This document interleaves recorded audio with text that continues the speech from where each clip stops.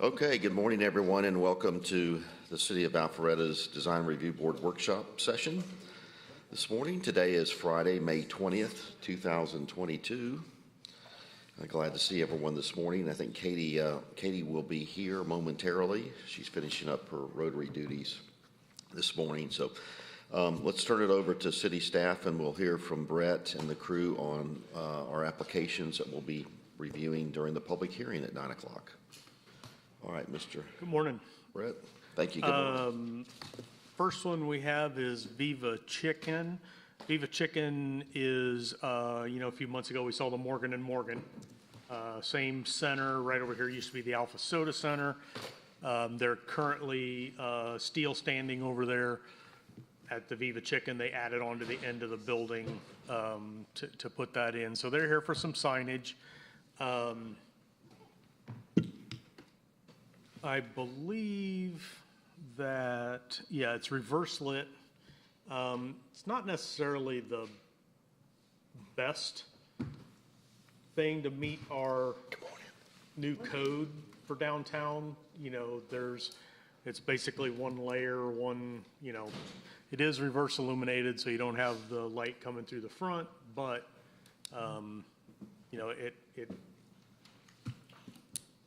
there's no dimension to it. It doesn't have, it doesn't have the pizzazz that we got in that new ordinance. So we'll see that one. Yeah. Then we're going to move out to North Point Parkway and Bed Bath & Beyond, and they want to bring their blue back. Apparently their new look is getting rid of the black and bringing back blue. So there we have that. That'll go good with the red. Yeah, that'll look great with the red. Quick question, wasn't that movie theater that's coming, wasn't that a lot of blue? Or no? Movie Grill studio Movie grill. Grill, there's some blue on it. Yeah, not on the building though. Not on the building. In their signage. Yeah. Which in this, if you went with the same thing as you did on the old one and you do the blue behind, which you can see that, that layer in there. In fact, it's two different blues. If you look there, Yes. wait, no, that's the cream. Yes, I see that. Blue. I thought it was just the same blue. Eva Stowe color. They're only showing one. Plus. Yeah, they're showing just one. Yeah, the one color. And then turning these things gray, which I'm not opposed to the gray. I think the blue just is. It's too much. I agree. And then how, it turns the corner and then It becomes, there's a whole lot going on there. Yeah, there's just a whole lot going on. I agree. Just do the backer. Just the gray that they're bringing in with the blue is the gray is gonna be a good freshener. Yeah, compared yeah, to lightening up this whole facade is gonna be good. I think if they just stuck with the blue behind the sign, I agree. yes. think that'd be the best part. In that vein, what if they even switched the letters to blue and then had the background go back to like a gray? Is that out of the question? If they want it to pop. It's not to me. That's all I'm saying. Yeah, it wouldn't be to me. I would go either way. I'll Google and see if I see any new images of if they've done blue letters. It's just like some kind of like flying wing sitting on the front. Yeah, this part, and it doesn't hit right. It's like it needs, I don't know, yeah. It looks like a cake. It doesn't fit the architectural style that's there with. No, they just Correct. picked lines and said, let's cut it off here and there. Or anything else in the center for that matter. So, If the letters are illuminated, blue could be kind of weird. I don't know if they're illuminated or not. I'm sure I that think- they're probably face illuminated Yeah. would be my guess. I think that should say white and Yeah. the black and the blue background. Blue illuminated could be exciting. We probably have some Sorry, council sorry, that would that- really like that. And if there was a band under Beyond that was the color of the columns, that would give it a nice distinction to set it apart right there, yeah. Yeah, if that was column color, that would, to me, I think get rid of all the blue except where it's black here, make it blue. Agree. Anyway, Okay. that's Bed Bath & Beyond. Cannot cross this line. And then they've got some images around a few of what else is in the center. I will tell you that there's a pretty exciting tenant, I think it's this one, that's coming. Well, don't just bait us. Hello. Are That's, they colorful? that's all I can, that's all I can review. So, Little teaser. Yeah, Brett, for clarification, I'm just saying, what is their sign? this center was originally owned by, I believe, by Cousins back in the day. I think it was a Cousins. Development. In the development, yeah. Okay, and we used to get a letter from Cousins saying that the tenant could do this or the tenant can do that. Yeah, the management company, I talked to her the other day, and they don't do that anymore. They let that up to us. Okay, They are, and I think a lot of, we're finding anyway, and what we specialize in, that management companies, maybe not necessarily so much here, but because they do it everywhere else, they don't care what their tenants do. As long as they're paying the rent, you can change the building however you want. Yep. That's, we'll sign it, kind of thing. So, okay, very Since good. we're on that strip mall, I'm gonna squirrel really quick. Has anybody seen the food? It's not food court. Food terminal. food terminal, It looks so good. I Pretty drove good by, food, it's by the like, way.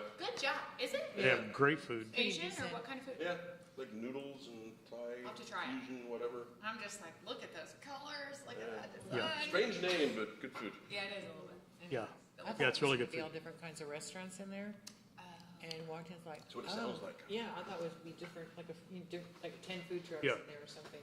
But it's not. Interesting name. All right, what's next, Brett? Next is the Texaco. And I am having a hard time following this one. The image company, sign company, put this all together. I'm, It's always helpful. yeah, I don't Yeah, I really mean- know for sure what all they're doing. So That's what I- hopefully they do a really good job. I know they're painting the buildings, they're painting the canopy, they're doing a new monument sign. They are, in this area here, which is the only place that they have anything green, they're demoing most all of that because there's really nothing in there good, and repopulating it with new landscape material. It sits behind the building and to the end over there near the old Rite Aid, which if you don't pay attention to the public hearing list on the website, you'll see there's a application in for that site. But, and see, are they landscaping the front along No. Old Milton? Why? All concrete. Currently, it's all there is no, There's strips of grass. Along Old Milton. It's an ugly site. yeah, It is. it's It's very- just terrible. Horrific. Yeah. looks- And down here where, That's I strips of think the grass along Old sidewalk Milton. sort of Beauty ends too. strip. Right. Right, Really like- little They have beauty grass and strip. grass along the front strip. It's not all concrete. okay, so there's, But my point is, they're not proposing anything? Oh, they Will are. they need to change the sidewalk at all? Like, the sidewalk sort of ends just past that. We walked it the other night and it was like, we gotta go to the other side. Hopefully they'll make it like an 8-foot or 10-foot wide sidewalk. for 12. Walkability, and then, 12. Well, the people across the street did a great job. Where it ends up by the Rite Aid, Yes, that likely would get connected with the new, sure. hopefully. We'll see. This is the old, I don't know, I'm not really, Yeah, they were saying proposed, there's the which is, strip right there, last picture. So there's areas to So- shrub and screen up. yeah, this over here is, about where that stake is, ends their property. Seriously? Yeah, Who does that belong to then? Who's city, the city? I think that's where the Hello? part of the corner. So All the right, city so needs to the step city, up. we need to have See, that does not belong to them. So the beauty. I think strip- this does here, Pat, Right, that belongs to them. that belongs to them.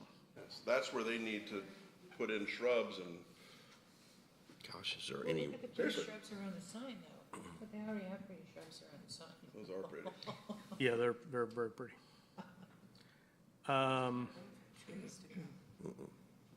Let's get to the I mean, landscape. seriously, that spot in the city on that area is, it's truly just a star. Yeah. It really is. Yes. We need to do everything we can. If they're adding landscaping over there, we need to do Oh, everything look. we can. they are adding? Yeah, it's not enough. No, Right there. They're putting in some grasses and whatever that other thing is. there's not enough space for anything decent to grow, is there? There's plenty of room to put whatever. There is plenty of room? Well, you can add dirt, right? Absolutely. Yeah. But if they put stuff right there, it's just gonna look scrawny. I'm reading yucca and grass, which is disgusting. Well, what's the street tree theme along there? They can't get trees in there. Or what's the plant theme along that part of There isn't Fulham? one. There isn't one, so just start it and do something, and Right, I don't disagree. I think something in those few little areas would help. They're definitely not gonna get a street tree, like you said, but, Yucca is the wrong plant, and a grass that is deciduous is the wrong plant. It needs to, the city standard is you have to have a hedgerow. That's the city standard. is it a double hedgerow? That's the ordinance. I'm not here to enforce the ordinance. We aren't for parking, for parking. well, this wouldn't be considered parking. They can park there. Well, yeah, I mean, I understand, but Oh, well. I It's think you're on the right path. I just don't know how It's not. I can require it. Well, However- they've shown landscape in there. Now we can comment on it. Now we can comment on it. That's right. Pandora's open. Pandora's box. You got it. And they're pretty willing. I mean, I think they're doing decent Yeah. in redoing this back here. I mean, it's terrible. It's just been let go for years and years and Neglected, years. yeah. So as heavily treed as that is, they're trying to hit a density number? Yes, somewhat. They can't get there completely, but they have nowhere else to go, and so David's like, well, if we force the density in there, it's all gonna die. So let's just make it decent and then go with that. I got lost. But we are, you will see this here is part of the new, project Unleash. The new project, okay. that's coming to city council for some variances, if it gets approved. So if it gets approved, it kind of wraps a little bit there. Not this detention area, obviously, that's a, but Attention. it, I didn't even know there was a detention area there. That would be awesome if that whole block could be That's what's happening. changed. I don't even know if it's a good spot. I get my emissions done there. I don't even know if it's a good spot. do you? You know more than me. Egress and There was a thought of trying to get a hotel in there, and they couldn't just quite get the stuff. Couldn't get the parking and the density to work without buying the other properties, and they didn't want to do that. Yeah. Okay, this is Village Park. So we already saw this rear part here a few months ago. That's the independent cottages that mirror the ones on this side. I thought did we ever see this? Yes, Or was that a dream? No, I thought you- we already saw We it. saw the back. December. Yeah. We saw the back. We saw this part back here. No, that was for approved, yes. But Yeah. the concern was, what does the center look like, the retail center look like when they take half of it down for this back half and Yeah. leave that? They Now thought they're- their leases were farther out than what they had, and they didn't want to buy them out. Then they found through their final whatever title checks or whatever they do, that their leases actually are all up now. They're all done. They all ended in March. So, they've decided they're gonna move forward with the front part. So that's this. Likely, we will not see this landscape up here that's in gray. as that area is still in flux with DOT? DOT. We're gonna look at it and review it and approve it. But it's likely not gonna be there for 3 or 4 years until DOT's done doing what they're doing. 5 or 6. 10, maybe, hopefully. What is the schedule for DOT? Do you, They still say they're on track for 3 years. 3 years to finish it from now? Yeah, Okay, The whole So- thing or just this area? the whole end, the whole from start to finish. They're looking, I think it was May of '24. So we're approaching 2 years. They've been working on it almost a year. So I think it's May of Yes, they have. '24. okay. They're definitely making progress. They're definitely making progress. They're making a big mess too. Try to avoid none.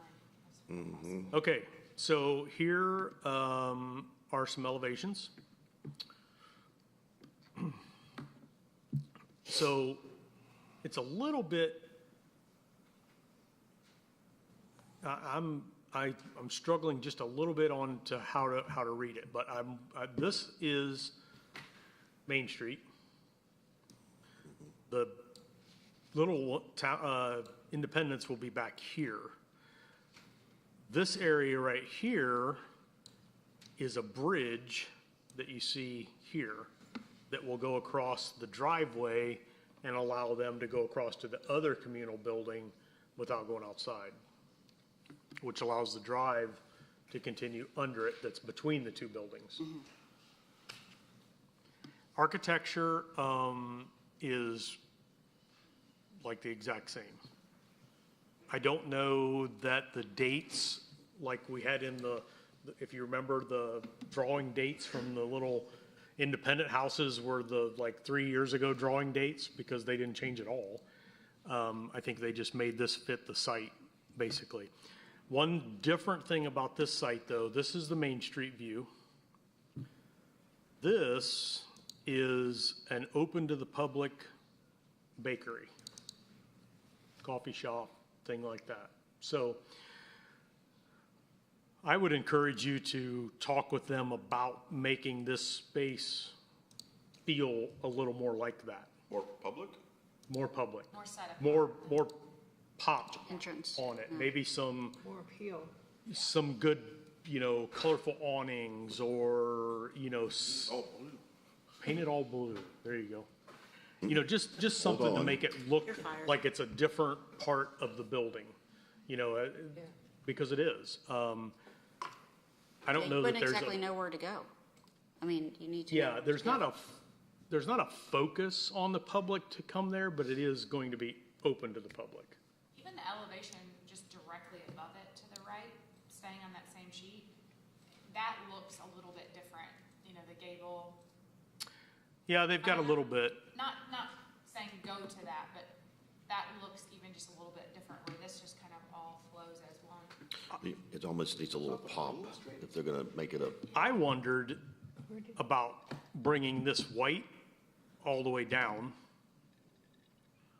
here, and then maybe some sort of awning here kind of thing, something to highlight this a little bit more, rather than you add this stone, now it looks like all the way across here. It does, it just blends. So, Wait, you're on Cold Parkway. You need to go north. You need to get on the Okay. right application. Any- for that. any questions? So that'll be it. So the Amazing Development Partners application has been pulled off our agenda yes. this morning, okay? And so the Bailey pulled earlier, a week or so ago, so this will be it for today. I assume that both of them will be back for next month. So,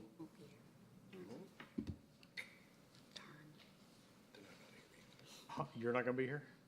Next month, Yeah, we can't see the Bailey next month. just FYI. You're not here either? If Holly's not, then I probably can't. Bailey's here. That doesn't mean you don't see it. Right. There We just- don't hear it, you just have When's the next meeting? June what? Frank will be here, though. 18th, I think. 17th, June 17th. Frank's, Alex gave me a friendly reminder. Can Frank vote on it? Frank will be here, and Frank, Yes, Frank will be here. he Okay, can, yeah. then I'll be Frank was the chair. I'll be here. come on, fuck it up. I'll send out the thing not next week, I won't be here, but the week after that, I'll send out the thing for June. The thing, you mean the agenda? Yeah, well, no, the attendance, who's gonna be here for June. Oh, okay. Just so we can, Alex and I can work on, I'll be somewhere on the East Coast, whether it's but you, Jersey or Maryland. you weren't here for the first one anyway of the Bailey, correct? Or you were? I was excluded this round, so I don't want that. I don't think I was here. You can't ask me what I remember for projects. but- He was not, okay, Wait, we're talking about the Bailey, right? yeah. Okay, so I'm gonna have to recuse myself. You're gonna- Because my we firm will is have working on that project. so- Holly, Kim, But- Oh, Tom, Holly's out next. well, I know, but I mean, people that could, Holly, Kim, Tom, Frank, Frank, Teresa. Katie. Teresa, and Katie. So we've got 6, so if we drop Holly, we got 5 still, so I think we'll but need, now, let me ask you this, since landscaping wasn't heard, it's part of the case. it's part of the case, Yeah, it's even though it wasn't even talked about. Because it's the That's- same case number. Yeah, that's what our I folks see. now are saying. I know may have been different than what we've done in the past, but that's the rules today, so So they Yeah. better Maybe get they'll in change, quick. maybe they'll change for next month. and I then doubt it. Change back. Yeah, so it's, I'm gonna have a, there's definitely some procedures that are getting tightened up, especially we have new city attorneys. We've got a new city clerk that is an attorney, not a practicing, but an attorney.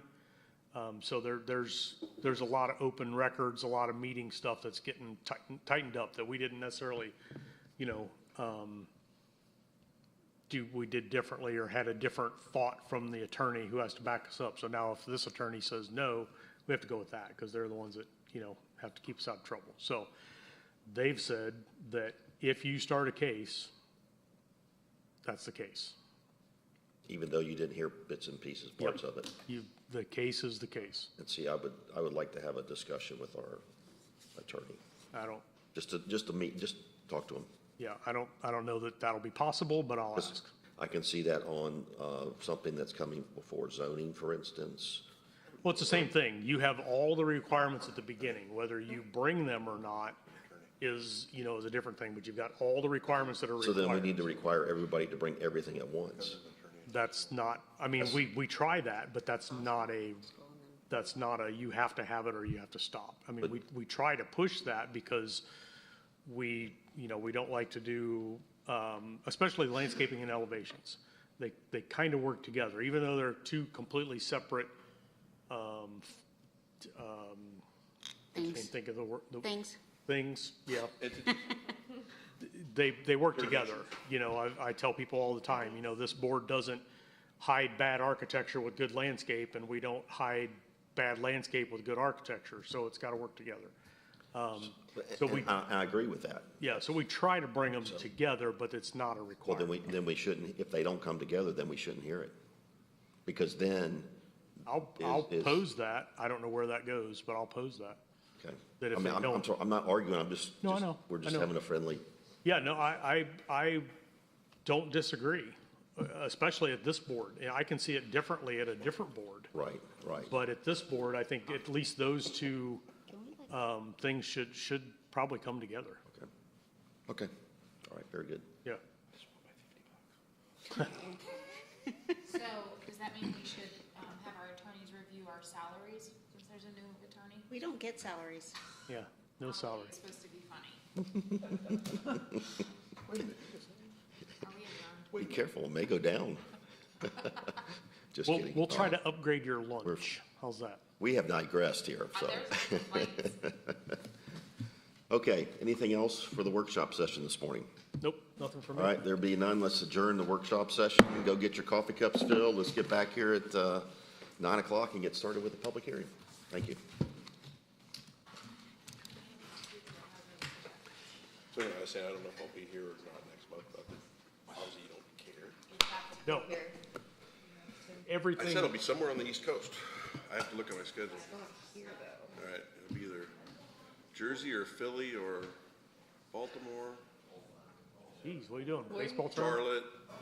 Charlotte, Charlotte's fun. or I hate the drive. Baseball tournament or what?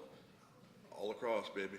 Oh, lacrosse We now? have tournament every weekend in June. And they're on two different teams. So one will be here, one will be there, and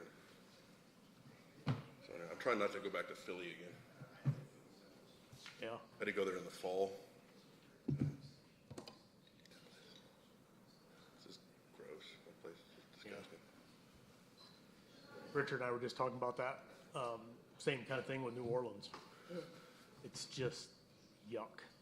I've never been, and people are always like, "You gotta go," and I'm like, "Do I though?" I think you I think that ship has sailed as far as really getting into. got to go with her age. You got They to tell me to go with her. I'm like, I don't know if that. no, her age, that group, Right. they need to go. Ours now, Yeah. I'm just like, Yeah, that's, get me in the clean hotel and I'll leave in the Right. morning. so I don't even think I would do it. it's like Vegas. I used to travel to Vegas all the time when I was in California for work, Yeah. right? And then, and just now we've gone a couple times with Shannon with her company and go there. I could care less about care less because they lost all the $5 blackjack tables and all like 25 and 50. Yeah. So I'm cheap. But we'll go see a couple shows. We'll go out to some nice dinners, and then it's like, all right, we're in by 10.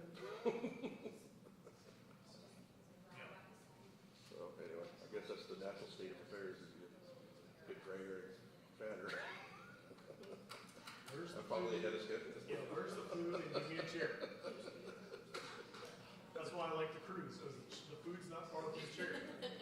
I've been on 3 cruises. If I go out to the pool, I don't need a loudspeaker with all the activities, or you get a hunt for something, and then you You gotta find the right line. get 15 of your closest friends all Yeah, around so you need to you. leave the kids and not do the younger line, No, I never have. and go to the, you have done like the older. We even did so Chandler works for ADP, and we actually did a Baltic cruise where ADP chartered the ship. And that was okay, but still, there's just still a few too many people, I don't like the set menus. They're okay, but I don't like them that much. Yeah. Anyway, and I'm tiny, right? And getting in the shower's like, Oh, yeah. That is I'm with you there. It's like, get this shower curtain off me. but we saw a great part of the world. We saw Yeah. Finland, we saw like St. Petersburg, Russia, and we saw Copenhagen and all that, which is really cool. Yeah. Like that. The ship part, I can just do without. So we like, on Carnival, they have a new adults only area. And so they're pushier chairs. You don't have quite as much. Are they a little higher off the ground as well? Yeah, look, yeah, it's but we'll find just a good view out the front in the chairs. Watch the world go by? Yeah, and the good part about that is most of the ships, it's on the front, so the noise, as the wind is going, it pushes the noise out the back, and once in a while we'll hear a little bit, but not. Did you just do a cruise recently? Yep. 2 months ago, month and a half ago. Okay. Where'd you go? We did, we went out of Charleston and we did Bahamas. Okay. How was that? It was good. My in-laws did first time ever, and they loved it. Nice. It's good to have happy in-laws. Yeah. I want to do, if I did anything ever again, I want to do Antarctica. I think that would be cool, but for us, we're warm weather vacationers. So I mean, even in Alaska and that, the thought of the scenery is nice, but on a boat in a pair of jeans and a jacket is just not interesting. a friend of mine went 6 years ago, 7 years ago, whatever it was, and he had photographs of it and take really good photos. Yeah. And it just looks otherworldly.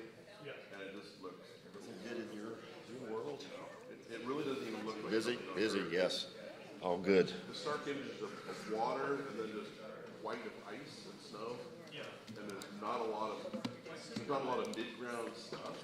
My sister went 4 or 5 years ago, and she's like, we had jackets on the whole time, just depending on how heavy it was. Yeah. I'm good with that. I'm so good with that. I'll lay down. I'm like a polar bear. Who's that guy? Oh, yeah.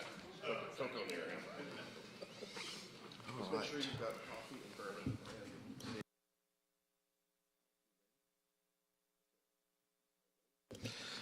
All right, good morning, everyone, and welcome to the City of Alpharetta's Design Review Board public hearing. Today is Friday, May 20th, 2022, so welcome. Good morning. So a gentle reminder for everybody, for your electronic devices, if you'll either turn them off or silence them, please. Do that. All right, our first order of business is roll call. So looks like everybody is here. Mr. Swing is on vacation today, somewhere in Florida, I think. Does retired guy take vacation? Maybe that's not a vacation. Maybe He's on it's the an, tennis, he's playing tennis with friends in Florida. Okay. He's living the good life. All right, so it's just another day for him, right? Just some other city. Just a different destination. Different place. maybe he's unretired for his vacation and then come back. So, but we have Miss Matherly here in his place. So thank you for being here with us this morning. Okay, if everybody will stand, we'll face the flag and have the Pledge of Allegiance, please. I pledge allegiance to the flag of the United States of America and to the republic for which it stands, one nation, under God, indivisible, with liberty and justice for all. Okay, thank you for that. Next up is any items from staff this morning? Looking at Brett. Okay. All right. Okay, any items from board members this morning? Anything? I think the Taste of Alpharetta was a success last week. Was mostly a success, yeah. It was his first year for a contract employee. I mean, we contracted the running of it out. Some volunteers, some of the city employees still volunteered, but it wasn't a requirement kind of thing as it was in the past. And, so there was a few little growing pains, you might say. Plus, we haven't done it and this was, would have been 3 years. So we hadn't, even the experienced folks hadn't done it in 2 years. So we all had to remember back a little bit. But overall, I just heard yesterday there was absolutely no police reports from anything case-related. No fights, no disorderlies, no drunks, no car accidents. Holly didn't go? She was working. We had remote parking lots, no break-ins, Nice. nothing reported. So that's huge. That's a big win. PD's estimating 60,000. I think the event company's saying somewhere 45 to 50. Wow. So I would say somewhere between 50 and 60,000 people. It was way too many people. There's a lot of people. The ticket sale people were pretty cool though. It's a really good thing we expanded. If you didn't Yes. know, we expanded to this side of Highway 9 and closed Highway 9. Because I can't imagine all those people all over there. It just, It was already yeah. too many. That's So, good. Okay, well, good. And I want to say, I'm glad that the city was able to clean the glass on the monitors and the algae's gone for this meeting. Yes. we, Gosh. we got in a good cleaning crew. Things are still not working quite correctly, so we have what we have for now. We'll see by the end of the meeting. Hopefully it still looks the same. But That was something last month. Okay, very good. Thank you for that. Anything else from board members? Any birthdays coming up? All right. Just a, just a gentle reminder, our next meeting will be Friday, June 17th. So just put that on your calendar. That is the third Friday of the month, but just comes a little bit earlier in June. So, okay. All right, with that, next up is our meeting minutes from our April 22nd, 2022 meeting. Any questions or comments about the meeting minutes? I guess I did reach out to Alex. There was a motion made by Mr. Corkle on the me get the right name, the Bay Equity Home Loans. Mr. Corkle made a landscaping motion to defer, and it was seconded by Ms. Palmer, and we voted on that, but that wasn't on our meeting minutes. Alex, you fixed that, is that correct? Okay, very good. All right, anything else on the April meeting minutes? I move to accept the minutes from our April meeting. Okay, a motion by Mr. Owens, a second by Ms. Rhodes. Any comments, questions about the motion? There being none, I'll call for a vote. All in favor of approving the City of Alpharetta's Design Review Board meeting minutes of April 22nd, 2022, please raise your hand. 1, 2, 3, 4, 5, 6, 7. All opposed? No opposition. Meeting minutes are approved, 7-0. All right, thank you for that. Okay, let's get to our applications this morning. Our first applicant this morning is Viva Chicken. Viva Chicken, you're here. Come on down or come on up, please. If you'll make sure you introduce yourselves, speak into the microphone, and then give us an overview of what we're Everybody hear me? All right, well, thank you for having me again. I need one of those wood boards where I can keep putting check marks of how many times we've come in front of you for this building. This is the sixth, I believe, submittal for this building. Starting with the renovation of the building, the facade renovation you guys approved, which I think, hope you like how it turned out. And then as we go through each tenant and signage. We're building a building on the end cap of the old Alpharetta. You probably can see the steel going up. It's progressing very nicely. And we're lucky to have Viva Chicken out of Charlotte. It's their first entree into Georgia. They've got one in Kennesaw they're building and one here. And we have the representative David Miller here, who rolled down from Lake Hartwell. Like I said, they're a Charlotte franchise. You know Mark with Mark III Signs. He's done all the signs for that building. And my name is Mike Letourneau. So Viva is a Peruvian rotisserie jerk chicken. Did I use enough adjectives? Is that right? Peruvian jerk rotisserie chicken. Peruvian rotisserie joint. Joint. Okay, I'm sorry. No samples? Sorry, yeah, no samples. They're on their way. They're on their way. So last time we were before you, we presented the building and the facade and everything, and it's coming along nicely, and they've got a really beautiful patio on the side that's facing the Shake Shack, new Shake Shack. And so we're here just for the signage for the front and the side of the building, and I can let Mark speak to it, and you have it up on your screen. So the signage is reverse channel letters, halo lighting, as is required for this jurisdiction. Meets the square footage and everything else for the codes. Did you bring the color, Mark? The what? The color? I did not bring a color sample.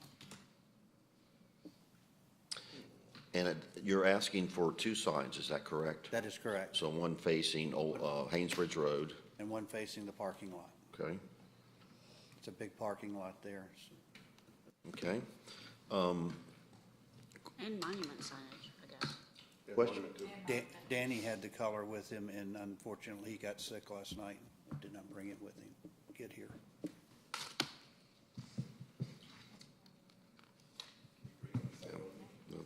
Looks to be an orange of some sort. It- One of the challenges we've had, or we had with the Morgan & Morgan sign, originally it was primarily yellow, Right? and then they've certainly toned that down and gave the sign a nice little background to look at. I think each of the signs there today are primarily a white lettered sign, and in some cases, whether the logo has some color to it or maybe something in the sign has some color to it, but we don't have any colored letters in that center.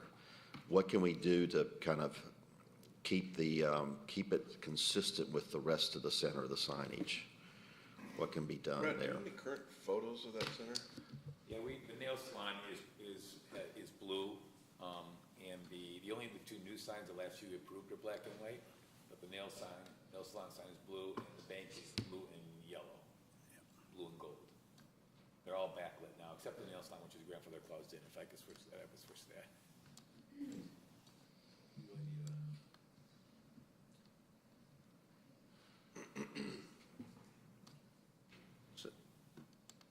Oh, there we go. Probably not. I do not I don't have, think it shows up. No, it's, yep, that's gonna be the old, yeah. But this, yep. the elevation on our drawing shows the colors of all the Little splash of color. signs that are there. I can tell you that I had a little workshop with Brett because they had a much more extensive sign. They also have a mural that we took off, painted on the brick mural. So we took off the mural.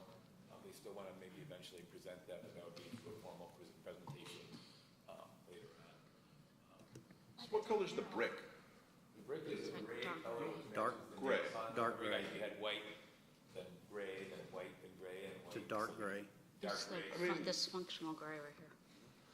I mean, personally, looking at the sign against that color and the splash of orange doesn't necessarily bother me at all. I think I like the little I splash. do too. I'd like to have a sample to know what that splash color really is. The only other comment I've got on it is if it was, I don't know, the board, but if there was an outline of black on it or something like that, but. I think the struggle with Morgan and Morgan was the whole thing pretty much was yellow. They're really bright, I have to say. I could do the returns black and just the face itself orange. I'm just throwing that out. I usually don't have good It comments. does have a black outline. Yeah, it does have We'll do a the black returns outline. black. It does have a black outline? Yeah, I actually, I It just does. saw that building. Like this. I think this would actually add a nice little pop of color. Right. It's I very agree. It does, I Nice. agree. That facade is 2,000 square feet, it's a monster, and it's really kind of bland, so I think a little pop there, yeah. So does it have, does the letters have indeed a black little frame to them, or is it all orange? Sides Rest will of be it can be black. white. I'm sorry? The sides, the returns will be The black. returns are black, and you probably wouldn't see that black So if you see it from an outline. angle, you're gonna see the black edge. If you technically saw it straight in elevation, but you Gonna be can't see straight it on. all straight in elevation. To me, the word Viva needs to have a little punch in my I opinion. like it. I Oh, like It's it. like Shake Shack with their green, and they have their little green chairs. and Yeah, Brett, It's More orange orange, chairs out there. But it's chickens and all sorts of crazy stuff. why was the mural taken off? Just curious. Well, it's not part of this board's But purview. it's art- Yeah. Okay. Yeah, the mural is gonna be above the canopy roof, because it's a massive facade. It's just a lot of brick, and even the Viva sign on the side, if you look at that elevation, Yeah. even the Viva sign is, in my opinion, diminished It's small just due to from what the we would have done if we square had. footage that's allowed. You see how, So you're not gonna just totally not do it. You're just gonna present to a different. yeah, so what and I can bring this That's up okay. now. No, I don't wanna, I think. Well, we I'm not should gonna bring throw- that up, but I wanna say that the patio, eventually wants to have some type of enclosure, and last time we met, we said I got that approved, and it's nothing hokey, it's a hidden down, slows down, it's not like plastic or clear, but I said, you're not gonna get that approved. I was here at the time when Holmes was trying to get their plastic one approved, and you guys are like, no, and I said, you gotta do something really classy and nice and bring it in front of the architect review, but design review board. So we would do that and the mural at the same time, if that's okay. But we're not in a rush. I mean, we're just gonna deliver the shell in July. By the time they build out, it'll be October. We've got plenty of time for a second meeting. And I think the orange is great. It's gonna pull the attention, because otherwise it just looks like another regular retail What? center, like a spa, the spa, the Morgan and Morgan, and this is gonna pull it too. the as a image that's restaurant. up right now sort of depicts if you that. saw the South State Bank with the blue and yellow on that, and blue and gold on that end, and then this kind of Viva on this end, it does really balance it out. I think that the Morgan yellow was a good thing on your guys' part to not, I wouldn't have looked right there. I even like on the monument sign, sorry, Helen. I even like on the monument sign that it adds a little bit of dimension versus just black and white with that center state. I think if we went all black and white there, Yeah, to me, I think it just needs some, I mean, the color, I'm not necessarily opposed to the color, but I think it just needs some, the sign itself needs some interest. It's just there, letters on the wall. It's a chicken.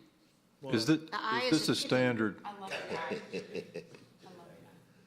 is this a standard brand image that you've developed for the Viva? Yes, Yeah. that is their logo Yeah. and their branding. I think they're 20 total. I think there's one in Utah. 16. This will be number 16. one in Utah, the rest in North Carolina, South Carolina, and now 2 in Georgia. I don't know, Brad, I think the font itself is what makes it. Do you? I was just thinking about some sort of background or something to give it a little more, I mean, I don't know. Like on a Just- backer, you mean? We Yeah, we some can sort of a put backer, panel. I was trying to be different, to try to, something to, each sign be a little different. They said they have done that before. I mean, I looked at 10 different versions. Literally, I kept toning it down, just trying to be respectful of the downtown overlay and everything. And this is the most toned down version of it, but it is their new. It's the logo, yeah, it's the new logo, It's the new or a logo. newer logo. They put took down. it out for, across the country. We've done it with a wood background before, or a darker background, especially when you're trying to make it stand out on a building. If the building colors don't work with your sign and you put a plaque behind it, that helps it pop a little bit more. That's why I asked about the building color itself, and I think just that gray that's shown would be It's like fine as a Tennessee background. Vol color. Show the mural, what the hell? Brett, have you checked the size of the sign? Bring up the real building you had. not yet, I but think it looks, it's 7x4 is, 28, I mean, yeah, but they're- it's 7.3 by yeah, they're over like. 4.5, so it's So, a little larger than, You guys want a cheat sheet of the mural? No. Okay, all right. We'll leave that for the next meeting. okay, and you did say that the returns on the letters are black? Like behind. Yes. things. Okay, because that's not what's shown in our package, or at least the package I downloaded. Be opposed to a black. That's what we're showing, the black Right. outline of around. So, I think it's fine. I mean, Show this. It is on a dark gray. It's a different color than. I have a sign production question. Got a picture of a Well, do we- black background, Eva on it, something more that Brett Yeah, was talking about, but you're gonna have to tell me where it is or just walk your computer up and show them. Is it an internet picture? No, No, it's from their corporate, image package that. so what do we, You can just Just walk walk- up and show them. I mean, you put it on black, Patience is a virtue. black background behind it. Why didn't you go earlier when nobody else did? What if you put a faux shadow behind those letters, the way it's appearing on this architectural elevation? It brings it brings life to those letters because graphically you're putting a shadow on it. What's the name of that nail salon? What's the name of that nail salon? Because that gives it some body that this current image here doesn't. Thought you knew everything, Brett. We just do basically a background, it's the letter on the wall, black, offset. It's still reverse channel, yeah, but.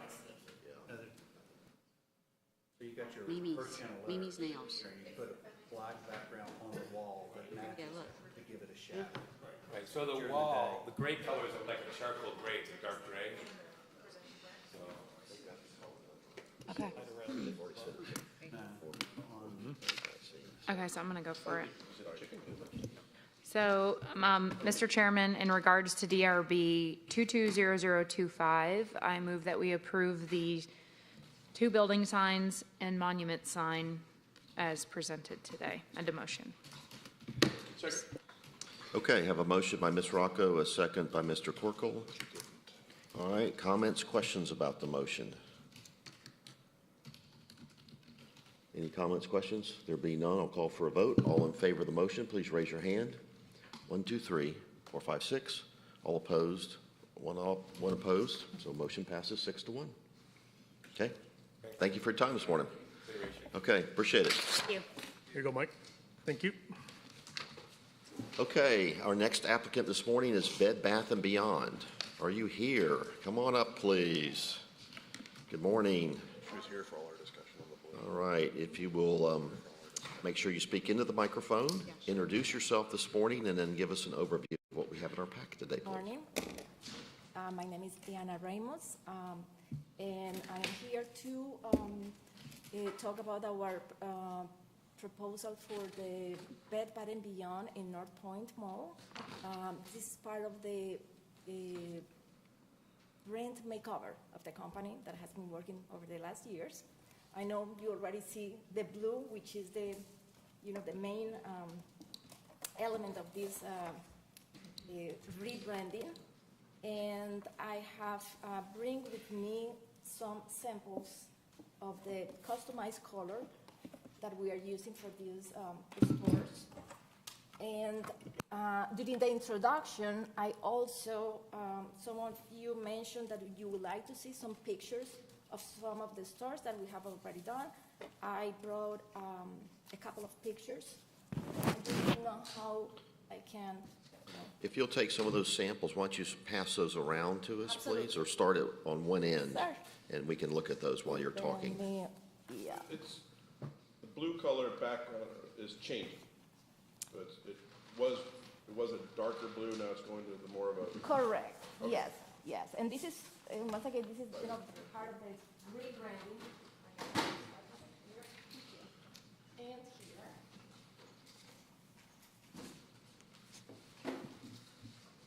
Okay, thank you.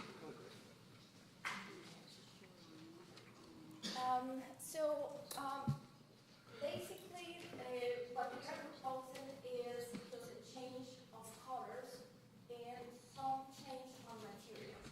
So right now, if you could zoom on the existing picture, yes, the material behind the letters is a tile.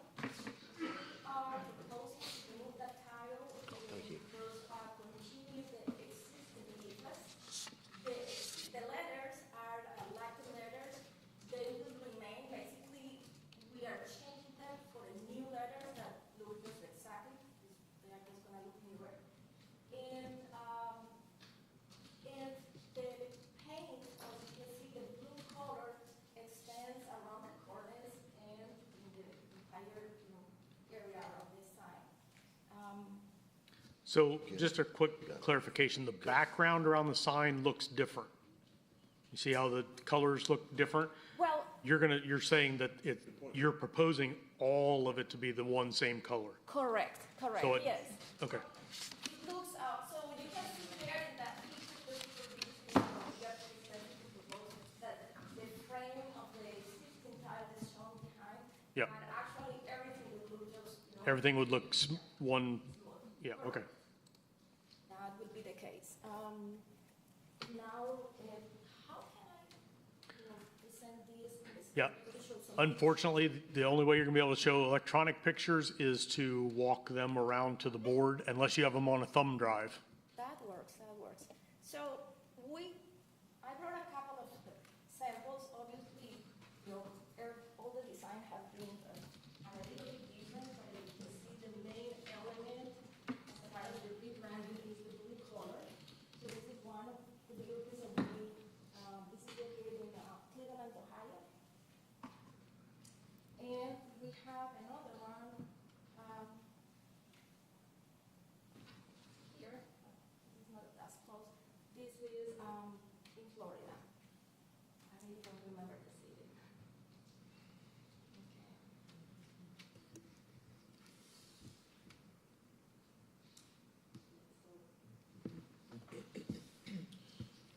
For this building, the paint color changes are just in the area we're looking at on the screen, correct? Or does it extend further down on the facade? Or just right there? It's just right there where you are looking at, and you look here at both sides. The gray, I already passed it, yeah. So basically are these two colors, and those are, so we have it right now, they are different materials, CNU block and somewhat with some texture. So there will be different textures and color for the gray, for the gray. And it will happen the same thing with the light. So these two colors provide a transition from the new blue to come into the existing colors of the building. I like the blue. I like the blue color change.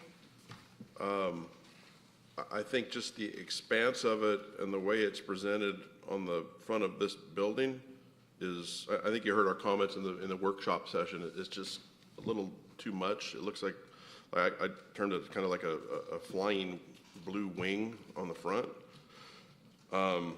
And just the way it's laid out geometrically just doesn't make sense to me. I personally like the blue, and if it was just a blue background, changing out the blue background that's currently there, I'm more for that. The paint colors themselves, I think, are fine.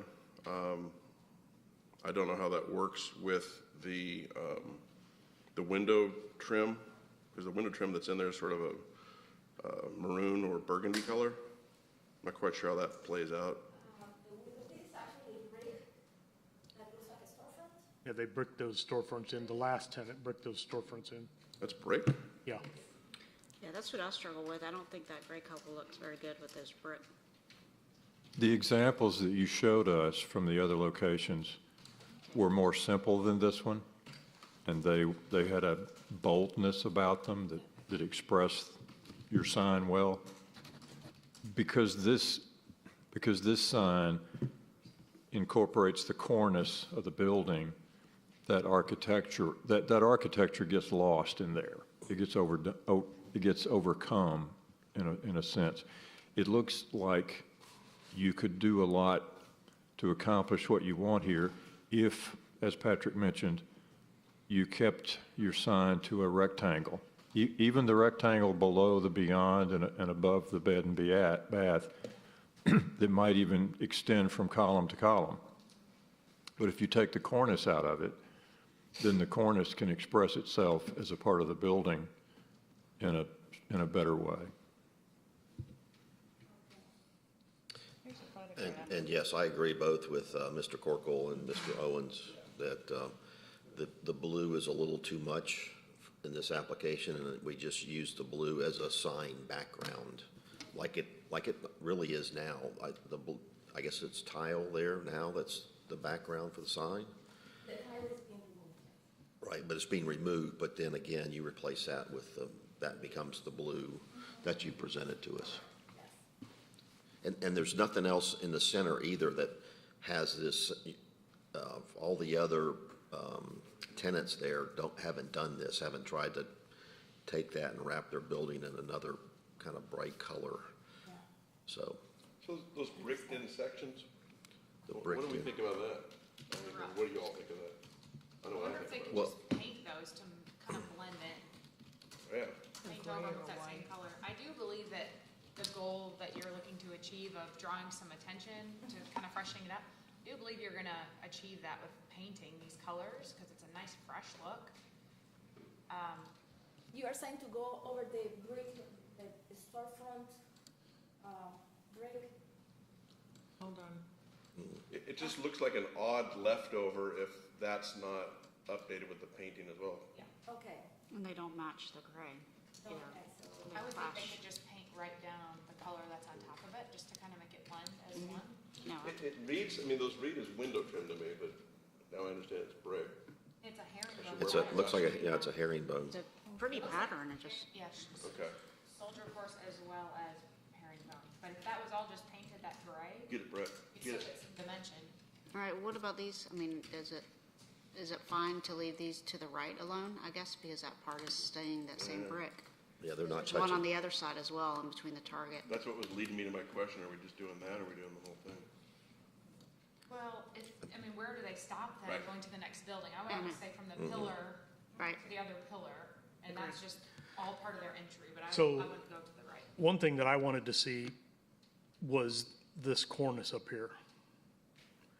So if we're gonna change all of this, what do you do with this cornice that continues on their part of the building? I don't mind the cornice staying the way it is, as it being part of the center's theme, if you will. So you're okay ending everything here and here? You've got Think so? you've got a brick, and suddenly you've changed, but you've got brick that's natural, it's not painted, so I think it fits in. Those two wings fit the way they are now. They're just taking the center entry feature and refreshing it. is You're what they- saying these wings No, or those these wings, wings? those wings. Yeah. The brick wings. Yeah. If you want to call it wings. So- That's getting refreshed. That All whole- of this is getting refreshed? All the IFAS material is getting refreshed as well. Including the brick that's attached right there being the same color as the Under here, proposed, yeah, just in that section, this one and the one that's here. yes. And they're not gonna paint the stone, like water table? No, they're not. No, we are not. We are So you're saying bring the color that they're proposing here Which is the. down to here, the gray. How you separate it out, but layering, I don't know. So bring this color down as well. Well, that, I mean, it might cost you that water table. Already does. Okay, and perhaps when we are bringing the color down, then we will use in both colors. Perhaps the dark brick be the gray and the light brick light color. That's- Or you're talking about just a single color coming down the way down? So the proposal right now is those herringbone bricked panels, if you want to call it that, are not being touched. They're being left alone in your presentation right now. So it's keeping the brick, okay? And the stone base is not being touched anywhere on the center.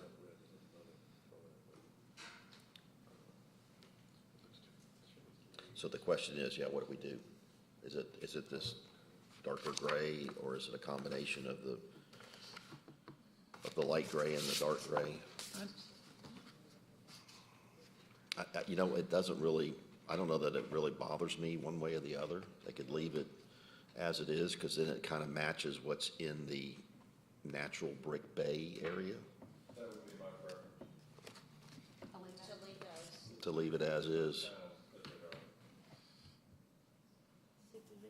Okay, we're talking our way through this. So see the image on the top right of the screen? It almost reads, it's like a checkerboard to me. There's different panels and. Frankly, if it wasn't that maroony soldier course through there, it'd be a different story, but I just feel like that's gonna clash. Well, in theory, that matches the brick that's to the right or to the left of those areas, right? I mean, it In looks fine theory. as it is now, I just, yeah. I mean, it's not a deal breaker. I'm not too worried about that. I'm just trying to minimize the amount of blue that we're Yep. seeing and just have that behind the sign Yep. as a sign Is I background. agree 100%. Is the medallion in the, gonna stay in the, yeah, is that medallion staying? No. No, this is being removed. Are the medallions anywhere else in the center? Brett can drive us up and down Don't the recall. center there. It's not. I don't think so, because I think that might be, them and Target might be the only gabled, Yeah, yeah. PetSmart is, only gabled one PetSmart is. PetSmart is. Not PetSmart. Can you drive a little faster? And they don't have one there either. And Hobby Lobby doesn't. I almost think that medallion kind of almost dates it a little bit. Very much so. Are you? Yeah? Okay. Well, You could probably ask for it, they might give it to you, you can put it on your house. well, originally, those were a functioning louver to allow for ventilation, but now it's just a decorative feature up there. I like the medallion there on Target. Yeah. Well, that's That's a their, big one. yeah. Yeah. Okay, any Let other? me propose this solution, and I'll make it as a motion, Okay, that we approve the application of the colors as presented this morning, but that we take the blue off of the cornice and off of the upper portion of the columns, and keep it as a rectangle between the columns and below the cornice.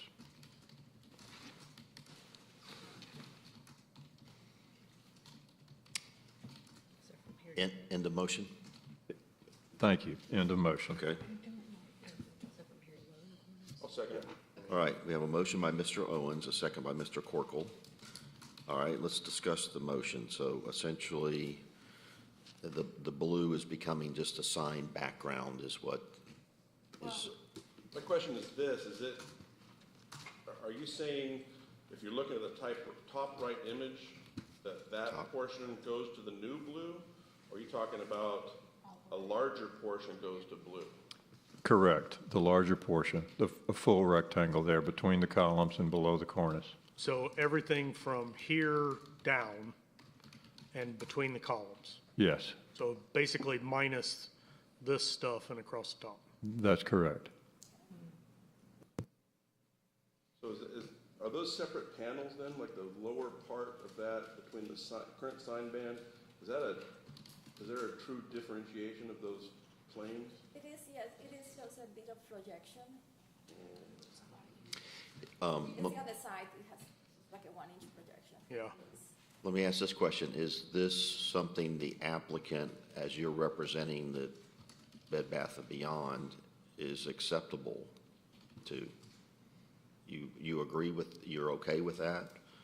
And, I mean, I understand all your points, and I will have really to go back with our client to, pass their, all your comments. And this is the first time I am attending this meeting. I don't know what is the process. We will have to come back with a revised elevation. So what's happening here is the motion is, and you'll have to do what the motion says. Okay. Right? Otherwise, then you have to come back and change it again.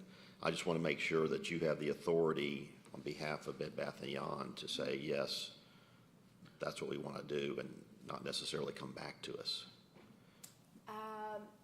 I think what she's saying is she does not have that authority. Okay, well. Exactly, yes. So she'll take whatever. But she'll take what our proposal back to them and ask them. But we would need to, we need to vote on what he's proposing, correct? Yeah, but I have a couple more questions. I do too. So the rest of it, so if that becomes, that rectangle becomes blue, my question is what happens to the rest of the paint scheme as it goes around that blue?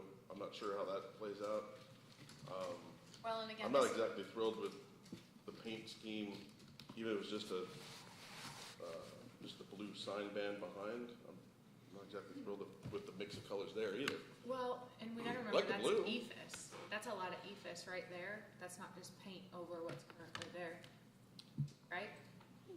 I don't know. I mean, between the size of the letterings, when you look at the existing, it's Correct, pretty but the sign is different than adding it yeah. to all that surrounding. So, there's just, Well- I'm just not clear on if the motion goes forward, what the rest of the painting becomes. And I'm not sold on outside of that sign, the current blue there, that the whole thing becomes blue. It just seems like a bunch of color regardless of what the architecture is intended to be. Within the motion, without explaining that, I would presume within the motion that the colors that are proposed would be expanded to replace the blue that's at the cornice and at the top of the column. So for example, this color would continue up and across.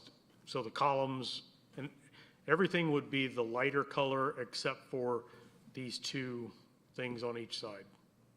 Correct. And No- then, no. and then the blue in the center here. Because that shoreline color Yeah, is for the column and for that cornice. Here's what could be done here at this point. Maybe the motion gets withdrawn. We've had a lot of discussion about how much blue or how not so much blue.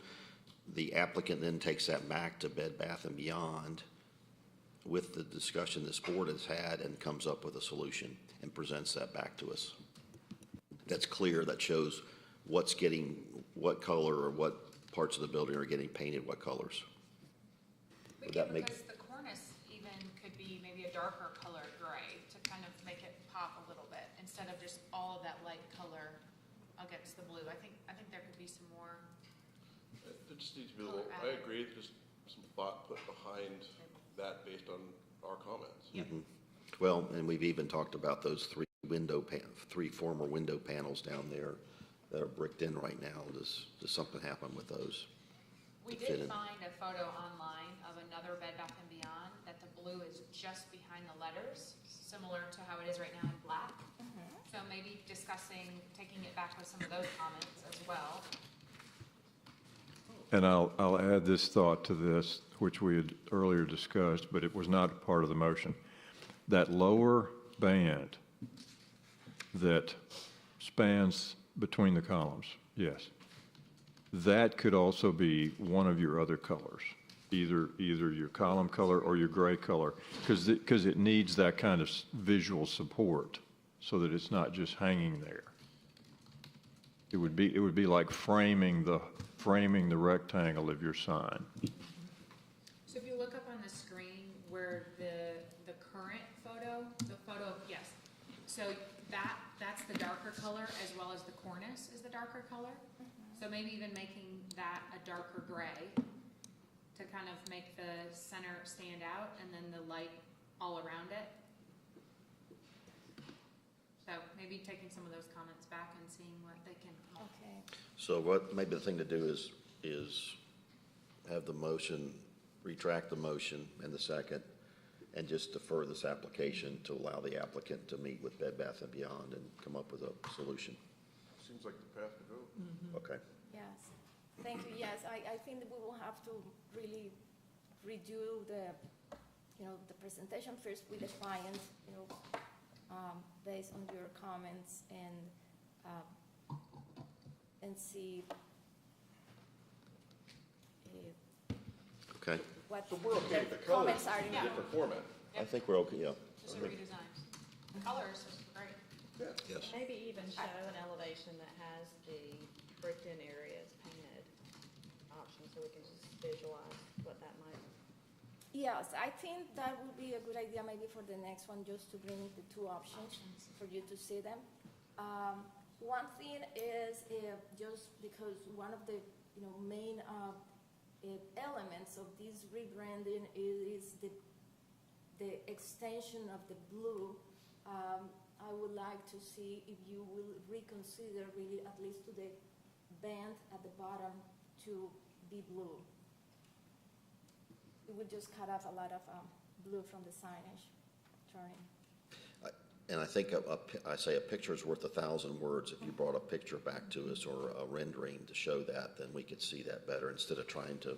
Yes, to visualize here. Yes. Absolutely. And Okay. it looks Something that I like can do. the blue here, having the cornice as well as that band, it makes the words seem centered.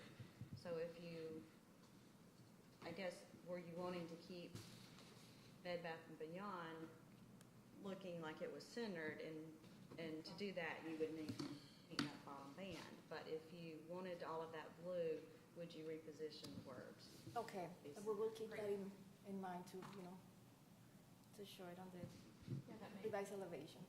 That's, Okay. yeah, that's actually a great comment, Teresa. I didn't think about that because we're seeing that background is a different color and it's not gonna be. So if that is all one color, it'll look, the letters do need to come down, I think.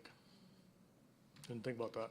Unless there's, Can they, because of the Well, they way could- architecture dictates the sign band. Well, yeah, Comment, but if you make this all one color and you don't see this background anymore, if you don't see a reveal or a. now it's gonna look like you've pushed your letters up to the top, and so it's gonna, it would look off, It would. yeah. We'll have to review that, yes, because also, even though everything is going to be one color, the band is, remains projected. So I don't know if that would make a difference when we are trying to lower it.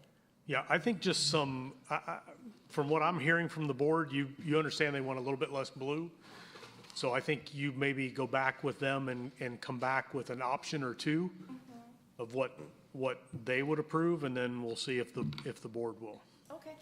That's Okay, well, let's do this, since we've had discussion. We need to vote on that motion. No, Mr. Owens can withdraw the motion. Okay. And if you agree to the withdrawal, because you seconded the motion, then it comes off the table, and then we're back to making a, We didn't even get a second on that motion, did We we? did. yes, we did. I think we can Corporal just did. vote to, Yes. I think we can just vote to deny it and We didn't- defer with comment. Since it was. I mean, we got a motion, we got it seconded, we had discussion, I think just vote to deny it. And then just make a new motion and defer. If we vote on it, we're not gonna If- give enough votes to pass, so. Right.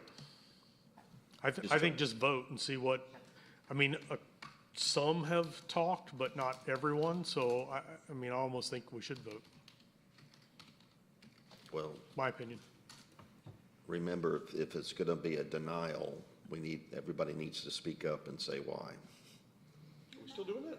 We have, I think we have with Has comment. everybody, okay, just want to make sure. You said some people haven't spoken up, so They may vote that's to why I'm approve just it. saying, that's why I'm saying just take the motion off the floor. Those people may vote to approve it. Is it simpler to withdraw the motion and simply defer? Actually, Mr. Owens, it's up to you. Since you made the motion, it's up to you to do I- it. I move that we withdraw the motion, end of that motion. Okay. All right, so Mr. You Owens have has to withdrawn the accept that. motion. Mr. Corkle? I'll second. Okay, do you agree with the withdrawal? Okay, all right, very good. All right, so now the motion's off the table. Now we can, Now we need another motion. now we just need a motion to defer. I make a motion that we defer based on the understanding of our direction from here. Second. Okay, have a motion by Mr. Owens, a second by Mr. Corkle to defer this applicant. Any other discussion, comments, questions? There being none, I'll call for a vote. All in favor of the motion, please raise your hand. 1, 2, 3, 4, 5, 6, 7. All opposed, no opposition. Motion passes 7-0. Very good. Okay, thank you. All right, thank you. We'll probably see you next month, and our next meeting will be Friday, June 17th. Okay. So you Very good. have to have the packet to me by June 1st, just like is normal. And here, you can have this. Yes. I wrote a few little notes down there. June 1st. All right, thank you. Okay, we're going to take a short recess here, but our next applicant is Texaco. Are you here? Why don't you come on up and start getting set up for us or getting ready for us? We'll take a 5-minute recess, please. Thank you. Thank you. Thank you.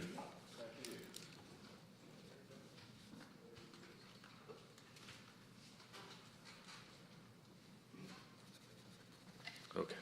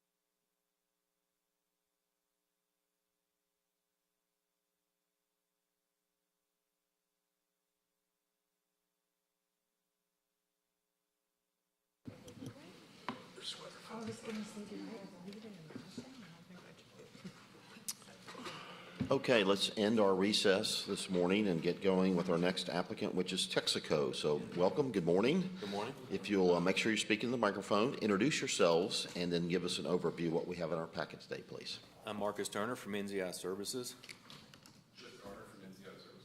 Very good. All right, thank you for that introduction. All right, let's walk us through the package, please. Well, we're trying to obviously bring this station into compliance with the city and change it to a Texaco.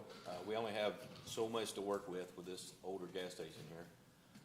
Here's what it looks like now, as you're all familiar with. We were certain we couldn't get the Texaco colors with the red and black, so we have proposed a beige canopy and fascia for the building.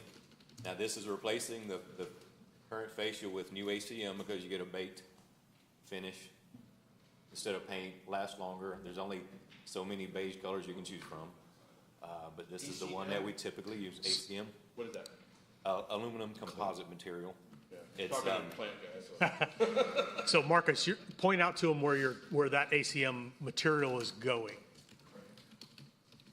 So it all the way fills that around the whole, gas canopy and around the building fascia. Okay, so it's on the building below as well. So it matches. ACM. ACM, it's Write that down. polypropylene center with aluminum skin on each side with a factory baked finish. So it's just lasts a long, long time without having to be painted.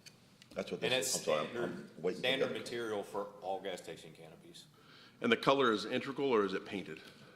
It is a Baked. painted baked finish from the factory. From the factory, From okay. the factory. What's this? What is this? We'll get to those. I'm a little confused. All right, You're jumping ahead. Everything Together. was just lumped together right there. Sure, okay. All right, I'm just putting it all. As you can see, the darker gray is just gonna be the wainscoting on the bottom of the building. That's the medium gray. The medium gray, trying to just break. I'll tell you what, do you have another paint sample? While you're talking about which color, can you hold it up for us? We Or- can just get those back Okay. if there's. And I'm sorry, Marcus, is the ACM, it'll be shiny like that? It is shiny. All ACM comes in gloss. Okay. All right. So, let's see. Walk us through again, where are the ACM panels? The ACM panels are there around the fascia. The canopy fascia, okay, Fascia and the building fascia. and the building. So that's the ACM material. Yes. That's that large sample that you've got Correct. holding up now, okay? That's gonna be replaced with all new material on that part, because that way you're just gonna get the best luck. Old ACM on these old gas station buildings, it doesn't repair well. So when you start repairing holes and this and that, so if we can always replace it with new, it's Makes just sense. better for the longevity of it. Okay, so that's the beige ACM, and then you've got the colors, the grays. Other that- colors, for the Okay. building body, The building. Okay, for the building body, we have this light gray, so that's gonna be light gray, all right, and for the wainscot, we have this medium gray.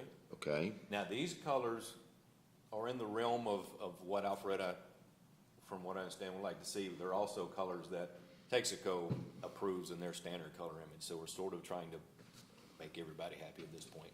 That's why we could paint it a million different colors, and it could all be different shades of beige, like a lot of other things in Alpharetta, but we have to try to keep Texaco happy as well, and sort of, if we can just make it all work in. Is there a reason you're not going for the black and red? You mentioned it might not be approved. We were indicated earlier on we could not have the black and red. By the city? Really? We would love to have the black and red. So, it's my opinion that the red canopy wouldn't have passed. What about a black canopy with red? Black canopy may, but if I don't think that's the way Texaco If wants it. Texaco uses red and black, it has to be red and black to their standard. It can be all red or all black. What have we done for It would have to be standard red and black. Shell, but Shell has yellow, white, and red, right? But minimal red. Like this But is, we've done them, and Chevron This is too. what we're forced to do on all architectural areas, and nobody likes it because it's just, it just was a it's wash. the only option we have, because gas stations are based on color recognition, brand recognition, all that, and that's what they use as their gas canopy for that. So you can, a lot of the newer Texacos have the lighted band, which is hidden, but you get the wash of the red light, you know. A lot of times they'll take that off and just use the band as a decal. So it's not anything lit on it, but you still get the Texaco colors. And you can still do the channel letters in halo lit if that's what's required. Things like that, but it's their standard font, their standard look. But the red and the black, that's obviously their first choice, but. It is? So they wouldn't do where the beige is now, they wouldn't do that in black with red accents? There's the. Put the other picture back up so I can see. These colors here just don't even look good. So the way this is laid out, it would be red on the long side where Texaco, where the word is, and it would be black on the ends. And On the black short end, ends. did you say on the end? On the short ends, yes, ma'am. So that's Texaco's preference. That's per their standards. If it's black and red, it has to meet their standards. It can't be like a different version of black and red. So what happens if we don't approve beige? Then we have to come up with whatever color you would approve. Got And it. go with them, but then you get to where you can't use the better materials, you know, it's just gonna be a painted finish and on a repaired fascia and this and that, so we're trying to get a good quality station out there too, that's gonna look good for a long time. Right. I think what's happening here now is it's apparent that we have a beige ACM material for the canopy, and then you're introducing grays. And Yes. those don't seem to Exactly right. fit together. Exactly right, but They don't, again, like they're I not, said, we have to go into this initially trying to please everybody. You know, Texaco wants their colors. Now, if the building was complementary colors to this beige, that would probably be okay with them, but that's not their first choice. But then you have this big floor-to-ceiling beige gas station, and I don't know that it's great improvement. I mean, there's so many things to try to make this old gas station compliant, and there's so many elements to it that we do the best we can, because there's a lot of people to make happy, and understand. Texaco thinks they're, you know, they want what they want because they want it, so, you know, there's a battle there too. But they understand that there are areas that they're in, if they want to have the station, they're gonna have to do certain things. Understand, I will say, okay. I mean, the racetrack has a red band with a white stripe going right through it. I mean, and that's just right down the street, as does Quick Trip. Both have red bands. And they're within, what, a quarter mile of the And station. that's why I'm wondering what we've done with other canopies. It's a Okay. permanent spot. Oh, certainly. will not vote for this beige. Just, to me, this is not great. Anything's better than the teal that was there. That's true. We agree, yes, that's, Not according to we're in Blair. agreement there. Black goes, is not a garish look or anything, it's a very good, clean look, which why we were a little surprised that we couldn't have it, but not terribly surprised, because we run into it in Cobb County and Lawrenceville and Gwinnett, you know, all these other areas that it's just, you don't even ask for it anymore. Marcus, have so you're saying they've not done one that's just black with white or red letters? Texaco themselves wouldn't approve one that was a solid color of one of their colors, like solid black or solid red. Any version of beige, like if it was a little darker beige, a little lighter beige, you know, they would go there because they know it's like this color is deemed by the city that it has to be. They don't really get into too much architectural finger pointing, you know, they're like, well, that's for y'all to work out with the city, but the local rep has to put his stamp on it too. But I know you cannot just use their colors in different places than they say they go, which is And you said red if on the they- long side, black on the short side. And then the fascia around the building. And you don't think they would turn that? They want, because their rule is wherever you pull in to get gas, you see red, which if you pulling into that pump, you're seeing the red on the long side. So that's 100% has to be that way just because of. Well, Morgan and Morgan's rules was all yellow too, so I think we present, Yeah, you can present here's a solution for us that'll work. Will you do it? And see what they say. Yeah. We've done that though on the Shell, the Shell station at Windward. I mean, they Now- had to modify their colors considerably because they wanted bright red and yellow, and it ended up white. It's a little red. Well, right now, the beige and the grays don't Now, there complement is each other. a Texaco gray called TX gray that is a gray fascia, Now, our default on all the architectural areas is beige because that's what we run into everywhere else. Texaco does use a gray fascia. And that's what you, Gray and gray. that's what you just, Would be something of that. very, very similar to this color right here. It's just, we call it TX gray because that's the color the ACM is. Which that, in my opinion, goes much better with red and black. This beige is what's throwing me. Even if they were to do the long width black, and underneath of where it's much smaller around the building was red. I'm not opposed to black and red. There's, like somebody mentioned, there's other gas stations around that have it. I think it just has to be done tastefully, and the beige is. That gray in place of Feel the, bad, nobody likes the beige. yeah. Okay. That's just why That's what it we, was. that's They why we have to debranded do it, but I that's hear what it you was. guys are just trying It to looked find like that. balance. I get it. everybody But where did this come from? likes it. That The station- gray has a character about it that the beige does not. They debranded the Valero And beige from is that a station, part of so it. it doesn't look like that now. Some beiges look a lot better in person, that but second I picture. understand. That Look at whole the area, second there's so one. much concrete, like, there needs to be some color, in my opinion, brought into that site, just to, Where it's kind of, if you're doing a revamp of that, which is It's great, coming, because but it needs not it, here yet. it'd be great to come up with something that really looked nice. This is what it used to be, so it was. But we would love to show it as a standard red and black Texaco with compliant signage. And I'm not sure, sitting here or talking about it right now, I'm not sure what that would look like without some images from you, so. Right. All right. I think we've talked a lot about elevations and colors. Katie, So are there any other colors being introduced this morning besides the, The brick around the monument sign that's gonna be proposed would just have a darker gray so you're gonna paint that? on the brick. Okay. To be For the monument? on the monument, just because typically the brick on Texaco monuments, are just painted darker. That's their color. And I think we like to make sure that the monument sign ties into the building colors. So I don't know whether that's one of the building colors you're proposing. The building color is medium gray, although we would be more than happy to paint it medium gray. And I think that's, you're That gonna was do more that. consistent. We have to sort of start out with what their standard is. Okay. Because we don't know, we know what they want, we don't know what you want, until we discuss it and propose some things. Got it. So it looks, The gray, like I said, the gray on the brick, if it's the same gray as the one on the building, that's fine. They like to see their red and black and grays are their color, so. okay. Well, let's see, let's make sure before you do that.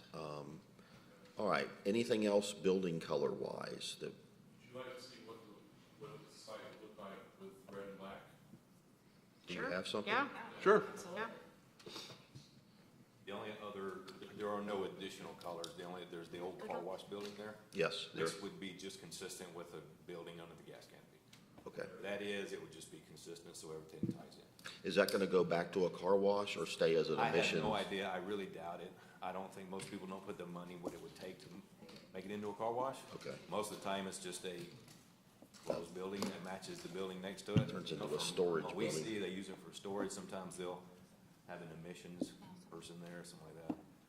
Very few of those old style car washes ever get opened back up. Okay. But So- if the building is sound, and we always just try to at least make it blend in the best we can. Okay, looking for, Yeah, he can get in our files at work, just bring a picture up, because we had done some initially, and sent over when we were trying to decide which direction to go. okay. While Chip is pulling that up, any other site plan changes? Are there anything, you're not adding any buildings, you're not taking away any gas pumps, you're The gas Yes. dispensers will be replaced with new ones. switched out, Just okay? The same footprint, because they're just bolted in the same place. This is standard Texaco layout, it will have a most Texacos that, they call it a spanner on top, lights up at night. Good. This will be non-illuminated, we figure that's probably safer You're smart to find that. in this area, is just to have it. They may make a plastic one that just doesn't have any bulbs in it. So that doesn't light up. This, he'll key box and the trash can, which they call a valet, is just standard Texaco materials. When you charge $700 a piece for them, you have to call them a valet. You can't tell them what to do. So, That's, the stripe around the bollard, the safety bollard, that's just standard Texaco layout under the canopy, for standard materials. okay. They have quarterly ads, actually, the little POP ad on top of the pump there would not be there in this instance, it would not. Okay. She did show that it's all black at that point. What Texaco permit? Does this gas, That's what it would look like in all black. In all Okay. black, this is what it would look like. And this one, we were juggling things around, trying to sort of decide which direction to go. okay. Does the gas pump talk to you? Do the gas pumps talk to you? The ones they buy made. Right, I mean, I would, You talking about have the videos going and? Yes. Kind of what we were saying. I'm just They curious. may, You're still getting. I hate that, but Shell does that more than Texaco does, and it's sort of up to the owner if he wants to pay that, Yeah. We saw this. pay that money to buy that expensive. right, that's their, Oh, wow. that's basically their standard look. So where the cars drive under, That actually is- to the pump, that has to be red. See it okay? And then the sides would have to be black. Yeah. That, Okay. if it was done to Texaco's book, the front long side would be red. Kinda and kinda not. I don't know, that would be too much. This looks better. If there was some way to do that. Something like that, I don't know. Pull up what that would be. Show them that one. Okay. Send that to you? I think, I'll show, Holly, I got that. I found it. Thank you. you did? Yep. No, I didn't pull it up. This one. Oh, that one. Are those that has- Georgia colors on purpose? Faded out. Yes, yes, go down. Maybe put a little big logo. Yeah, so So she's a lot. That one looks better. she's a lock. It gives it some pop. Here's what Yeah. Holly's, So what about up on the screen now? That's cool. That's, That's speechless. Speechless. Wow, if you could do that, that's beautiful. Hello, Texaco not doing, I think they will do. And then the building could just, Well, it's the building material that makes it look really, really pop. well, that makes it, that is a little bit diverse. They have to figure out what, like, I think that they need to give the presentation back. Without all the And Valero Mark, stuff, I is that what's could very? appreciate you get the middle ground of trying to satisfy Negotiate. all parties. Good luck. it's not my fight anymore. I just, I try to make everybody, just try to bring them together. I used to take it more personal, but now it's just find out what everybody wants and try to find that middle ground. Let's I'm try not to- gonna fight for anything, but we'll try to. let's try to give him some good direction though. So do we like this kind of gradient look on the sides if the front was all black? Or do you, what's your thoughts? I think this thing is. See how that's kind of gradient? I think it, is that, That's a decal, and if they did decide to go all black, they would not, in my opinion, allow the gradient, because that's part of the proper package. That's just a decal with a gradient, and if you did allow the red on the long side and the black, then we could do the gradient, the hood, the little circle star, which is called bug, and put all that up there. I mean, like I said, Texaco would rather it look like this, for sure. Like that right there. I'd prefer to see all one solid color. And probably a black. Yeah, I don't think red on the Because long is gonna work. The other thing is to remember the buildings that are gonna be across the street.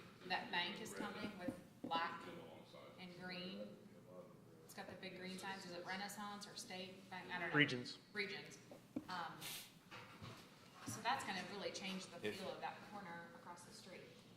It's a modern corner.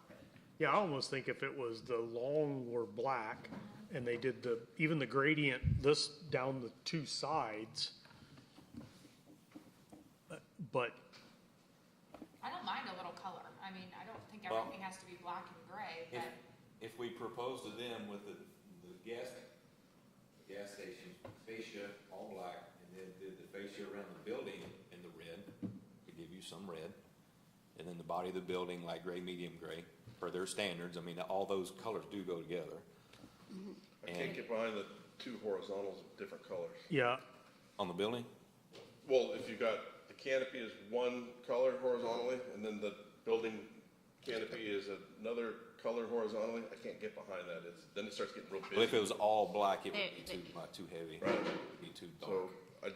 because the image that you had shown, Chip, I couldn't get behind that with the red up above and the black below or whatever it was. Yeah, this is, I mean, does the canopy of the building have to be different than the rest of the building? The canopy in the building, being that this is called an under island marketer, they like the building to be more compliant than as if the building is like on the other side of the parking lot, like normally it is. That, if the building is remote, you get a lot more leeway with Texaco and what. Sure. If it's an under island marketer, it's sort of under their brand and they look at it a little differently also. What if the Texaco words, like if it was black and then the Texaco words were red on the top band? I think they're gonna need to be white, stand out. Texaco wouldn't allow that because they had red letters and they got away from that to white letters. They would never, ever, ever go back. They would just say no letters at all before they would put red letters. They typically change their image every 7 years to try to. So it keeps us. To keep up with the changing. Keeps it exciting. I agree. I can't see the canopy being one color and then the top band of the building being another color, because that top band is also going to be on the car wash too, right? kind of need to be congruent. Well- Like a complimentary or something. Well, we would assume it would be on the car wash, although we can paint the car wash. Sometimes we'll go with those remote buildings and just paint them all gray top to bottom to sort of neutral them out a little bit so they don't stand out. They kind It's of go just a away. storage building, so it, it's what we typically do and what needs done at the site sometimes. I would just assume that whole building not be there, but it's there. It's not my money to tear it down, so, we sort of have to deal with what's there. So the car wash is just back up here. Let's see, we can't. Smaller version of the. So we can't see that, so can you switch over the overhead, Brett? Oh, the overhead? Yes, please. So that's the car wash building. No. When these buildings were built, they were built as what was called a modular building. There is no architecture in these buildings whatsoever. They're big cubes, and it's hard to polish them up and make them look any more than what they are. How about a mural? That's, We like our murals. like I said, sometimes these are better just painted out a lighter neutral color to make them sort of go away. Actually, There is no way to make old it look. school gas pump. I agree. Our customer, which is Gary Oil, did propose the building to look like this. Yeah. With the stone. See if this would work. We went back and forth with 1,000 things, just to even narrow it down. And now you're doing the same thing with us. Oh, yeah, no, Mark, because you must be paid by the hour. No, sadly, no. I've been to a lot of variance meetings, though. Holy smokes. But you handle it Not really too well. many, yeah, not too many. I think the only design meetings have been here in Alpharetta. You've been to I've a known few Brett of for a them. long, I've known Brett for a long time. Oh, yeah. We talked a lot Oh, of, yeah, a lot of gas stations. oh, yeah. We're back to monotone. They have the red, they were looking at the stacked rock, that's an old, Phillips 66 actually used to do that years ago. Looks good. You putting that stone on there too? That's what they would be willing to do. Really? But there again, that's if the building was the sticking point, and really it's not. I mean, they can Oh, you sent me a- definitely do this, and the red, I just sent you a red mural. actually looks good with the rock. But I think the gas canopy is gonna have to be nailed down to some color that y'all would like to see. Cutesy. That Texaco will agree with. Cute. Because if not, then Texaco will back out and they'll go with another brand, and we're gonna start everything all over. I'm bound and determined to find Well, the beige doesn't work. Okay. Yeah, And definitely. I'm saying that from my Like I said, We that's can agree on that. So, first go-to, Let's- even though everybody hates it, okay, that's the first go-to everybody goes to. I think it might work if we were able to get some landscaping in there, but for that to be beige and then. There is a landscape, Concrete, there's a huge landscape plan. it's just behind. But yeah, it's all at the back. and- That's all there is to work with. It's all yeah, true. on the So, building. sadly, there's, it's a struggle. Yeah, it is. I mean, it's looked bad for so long that we'd like to make it look good. Well, we appreciate somebody, a tenant coming in and taking the, it's vacant Yeah. right now, so there's nobody there now. So Yes. we appreciate you doing that. It's a challenge on our end to make sure it looks, And it can't be to the Architecturally. point where it gets prohibitive cost just to make it pretty too. Because, I mean, it is still a business, and I'm sure he put a lot of money into it otherwise, so. We try to go with That is your mural. standard materials as well as we can, and, you know, but the color, you know, And it's the color was gonna be an issue, but we just, They take the star off. I sort of know what the battle is on both sides as far as a direction from y'all is what y'all would like to see.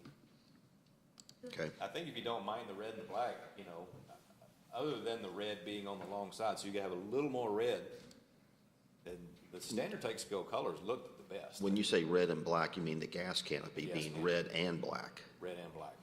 Standard Texaco layout, Red on the long, black on the So short. I'm gonna throw which this is out. red on the long side, and it still is one of the better looking canopies, because it's not like the teal, or it's not super, super bright like some of them are. And like Racetrack, what Racetrack got away, they designed their stores to be color, but minimal color, so they can fit in anywhere. But they did that from the start, you know. We're gonna try to give you some comments to take back, I think. So I've got one, and then I'll be quiet, because I'm not exactly a colorist, I just know what I like and don't like. What if that canopy was, see the gray on the base of the building that's up on the screen now? What if the canopy was gray, and then there was like a black and a red stripe, and then the Texaco red with the sign? I'm having trouble with a solid panel of red or black or white. It's just stark, but, so, I'm just throwing that out, and then I'll be quiet, just a thought. Well, when you're working with the separate color blocks, I'm looking for muted, and then with accent, that's what I'm kind of But looking for. from Texaco standpoint, if they'll go with solid or muted or a non-standard color, but they won't go for another design other than their design. They won't go with a canopy that's this color with a red stripe and all, and just say the word Texaco on it, because that's not Is their that because look. of the panel that they use too? It's a colored panel that they're gonna. No, a lot of it is just put on there with vinyl decals. Right. You start with a flat panel because it's cheaper to make solid color panels, and then you do it, but they have standard decals you put on. Sure. That's like making Target change their bullseye to a different kind of bullseye. It's like, no, it's either this or none, because this is what it is. It goes that way too with theirs. That's with a red and the black layout, that's why they're real strict on that. But there again, the red and the black on the standard Texaco, there's worse things out there, it's not that bad. It's either that or it's gonna be a solid color, and most of the solid colors are either ugly, or too heavy, or too bright, or, you know, black, that's a lot of black. It doesn't sound like, and I can't speak for everybody, but just based on the comments, it doesn't sound like the solid red is gonna be approved by this board. Right. So, Solid red as far as down the long side or all the way around? on the Just on the long side? That's what it's sounding like.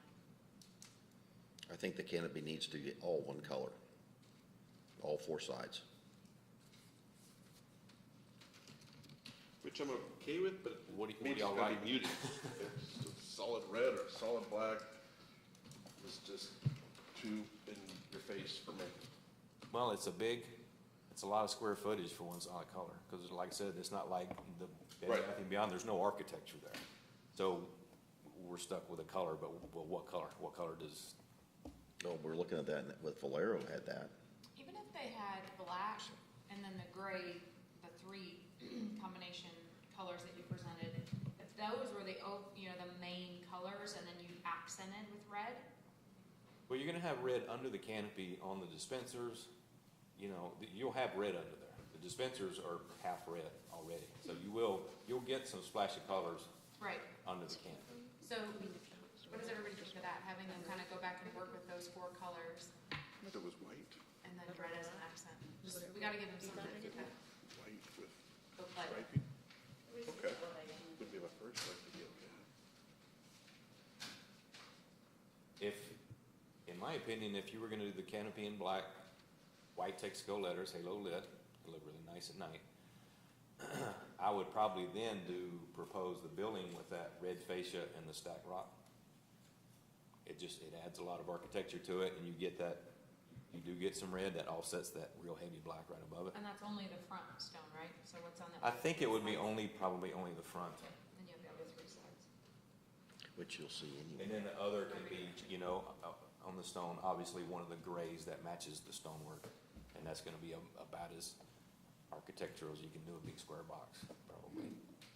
And they would approve putting the brick or the stone on the building. But that's, Any architectural upgrade like that, Texaco's okay with. You know, they just want the overall scheme to be there. You can't use blues or yellows or Right. colors that aren't anywhere in the realm of their colors. Right. That's all. Marcus is saying that's only gonna happen on one elevation, one side of the building, Right. and not the other three. Well, you tell me. I mean, is that a deal breaker? You want it on three sides? I don't think the back necessarily is needed. And not the outbuilding either. Oh, no. I still would sort of come back and propose, just trying to neutralize that out with maybe the medium gray, just top to bottom, Paper, and let it sort of go away, because there's no way, you can't spend that kind of money on that building. No, you can paint it green so it just kind of blends in with the landscape. oh, there you go, I wish. okay. And honestly, that black on the bottom, I would probably make that dark gray. Goes with That's a marble. little too stark between that red and Or just take the stone all the way down to the floor, the Yeah, ground. isn't the Marlboro red enough red in the picture to? Is that $5.99 a pack? I think they have stopped the stone there. Texaco likes a wainscot, but if it was a gray that sort of matched, I think it would, to me, I think it would really look better than the stone all the way down.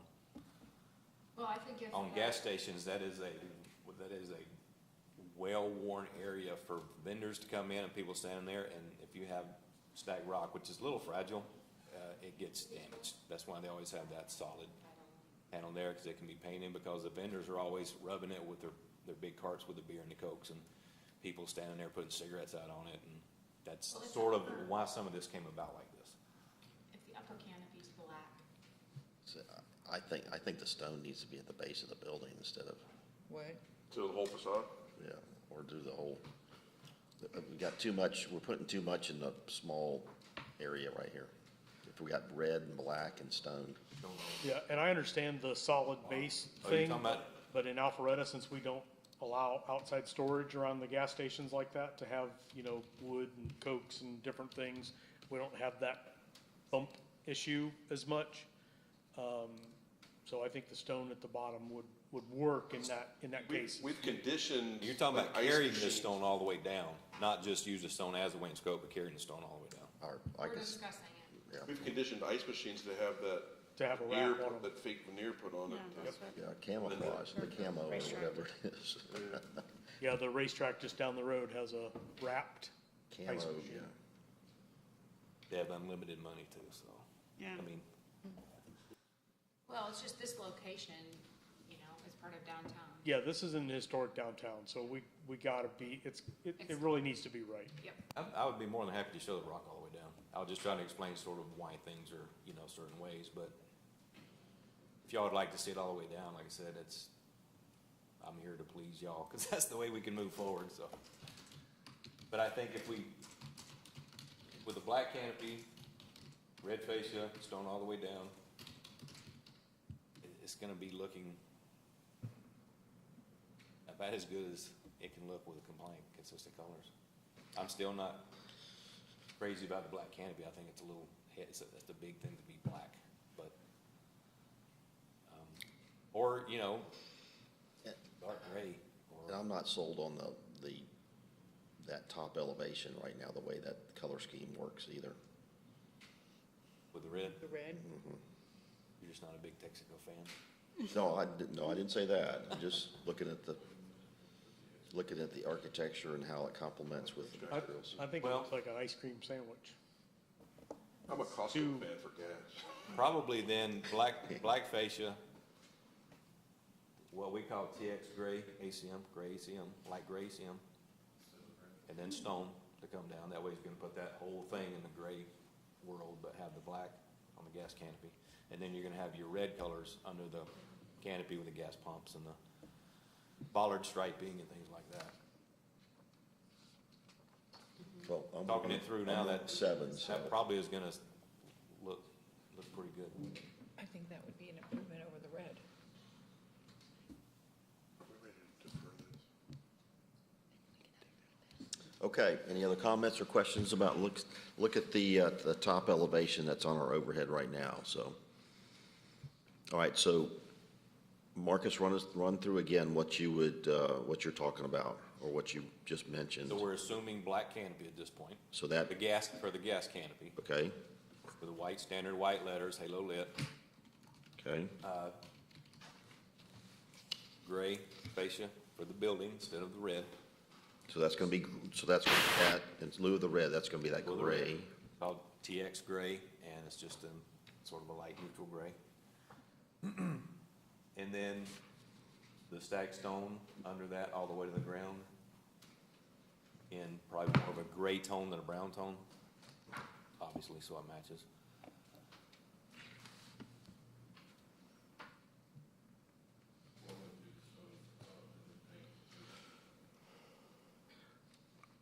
I like that idea, Chip.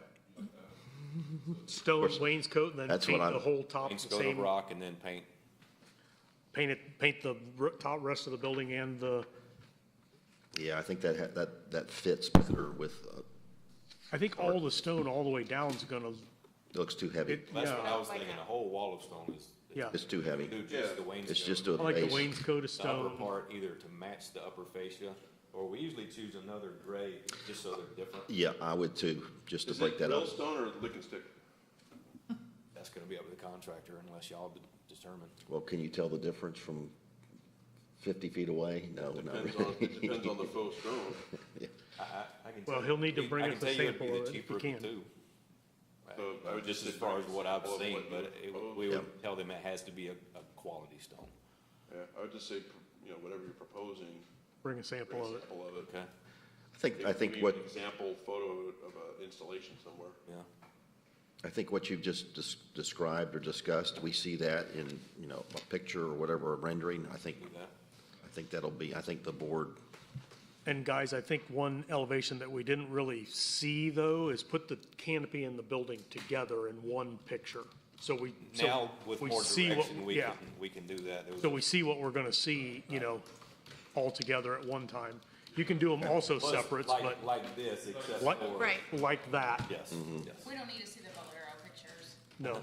Yeah, that was very confusing. That really threw me off, the Yeah. shell pictures in there with the Valero pictures. I'm like, what are you really proposing? Part of that's my fault. I was talking to Marcus's team and trying to get, you know, just, yeah. No, Okay. more is usually. Right. This the architectural for what we normally do day to day, this is out of our realm a little bit because we usually order the stuff, take it out of the box and put it out. So my guys, that's what they're used to. Oh, you did a great, you presented a lot, so hopefully these. We still have more to look at, so. Yeah, we have landscaping. Hopefully the Yeah. rest of it will be. well, When do we look at landscaping? we can make a motion to defer the exterior elevations and materials. Yeah, you can do that now if you want. I mean, but we still need to look at landscaping and. Yeah, anything else that we may need to bring back, I think the rest of it's covered. You asked a question on site, is there anything else like lighting, light poles, and like that? Changing the downlighting underneath? The canopy? You put a new soffit on the canopy, the gas canopy? The New ceiling, soffit, yes. The deck, no, the deck will be existing painted, just painted nice white. I mean, they're always white, so, and it will have. You changing out the lights for the, Does it? The reason I ask is a lot of times that lighting gets changed and all of a sudden it gets really bright from what it might be incandescent or something like that to a Well, LED. everybody requires LEDs now as far as brands go. You can't use metal halides anymore, so, but you can put in 4000K. Right, well, so my You point can- to that is, you know, if that lighting is changing, you know, I personally like to see what that spillover, what that brightness is as it gets out towards the street. There's not much spillover because it's vertical optics. Currently, it's not. No, I mean with the LED lights So, that we put in. Again, if you're changing lighting, I'd like to see some. Okay, sort of we can study bring on a sample of that, and I don't know if y'all have a choice between 4000K and 5000K. that. No, but we have a choice when it comes to the photometric study. Well, we can get some that do wash out in the parking lot, the ones that we normally put in that we would bring, it's just vertical downlighting. we just want to make sure there's no light spillage onto adjacent properties or onto the roadway, Yeah, for instance. typically what we would install, is none of that. And a photometric study will show that then. I can do a photometric study if you Okay, want. that's. Yeah, please. Yes. Okay. All right. And Marcus, 4 or 5 works in our ordinance, probably 4, but 5 5's our top. Five works okay? Five's just the standard. Yeah. Yeah, 5's the top of our range. White light. Yeah. And I do see something like this there. Yes. They would be shown on the photometrics, but it would be a standard light head with type 3 illumination that's gonna wash into the parking lot and not Yeah. behind it. Yeah, just show that on the photometric. That's perfect. Okay. All right, before you hold that thought, before you do, is there any public comment for this application this morning? Because I think a motion's getting ready to be made. There being none, there's no public Yes. comment. All right, Comment is moving. okay. Okay, Mr. Chairman, in regards to DRB 220023, I move that we defer the elevations and for the exterior as presented today. Elevations and materials. End of motion. I second. Okay, a motion by Ms. Rocco, a second by Mr. Owens to defer elevations and materials. Any questions or comments about the motion? Would that include signage and lighting, or is that No, that's just, separate? that would be separate. Okay. Would you prefer to bring everything back at once? I Or would prefer to piecemeal bring it. everything back, but I'd prefer to go over to make sure there's no, Yes, well, we'll still there's no discuss. major issues with anything else. We'll, I think everything else, this was the biggest hurdle, obviously, so. okay, Do we want to look at signs and all that? we will, but let's finish this motion and then we can look at that. And speaking of signs, that one Texaco channel letter, that would be halo lit, is the only one proposed on the canopy. 20 square foot on that, so make sure you 20 square foot. tell them that. I don't know what their If- branding if looks it's like. halo It's lit, we can scale it to whatever it needs to be, but 20 square foot, we can. Okay, there being no further discussion about the motion, I'll call for a vote. All in favor of the motion, please raise your hand. 2, 3, 4, 5, 6, 7. All opposed, no opposition. Motion passes 7-0. Okay, we'll talk about landscaping. We've had a landscape architect Okay, do a site visit and propose, and she's worked with the city before. Teresa Eldridge, you may or may not know her, but she's done things for the city that she understands what the city is looking for, so she did a study of the trees that were there, and then a landscape plan with adding additional bushes and whatever that she feels Alpharetta would like to see that's sustainable within the areas put. I can get it.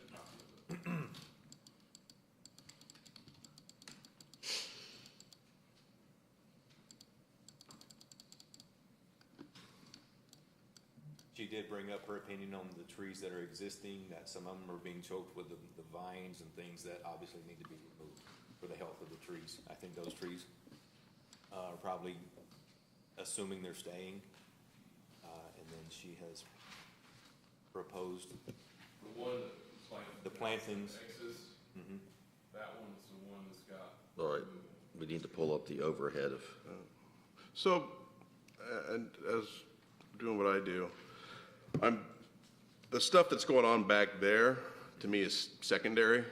You know, she's trying to hit her density for the site. She's trying to replace and any material that is dead or dying and needs replacement. My focus is always on what's seen from the right-of-way.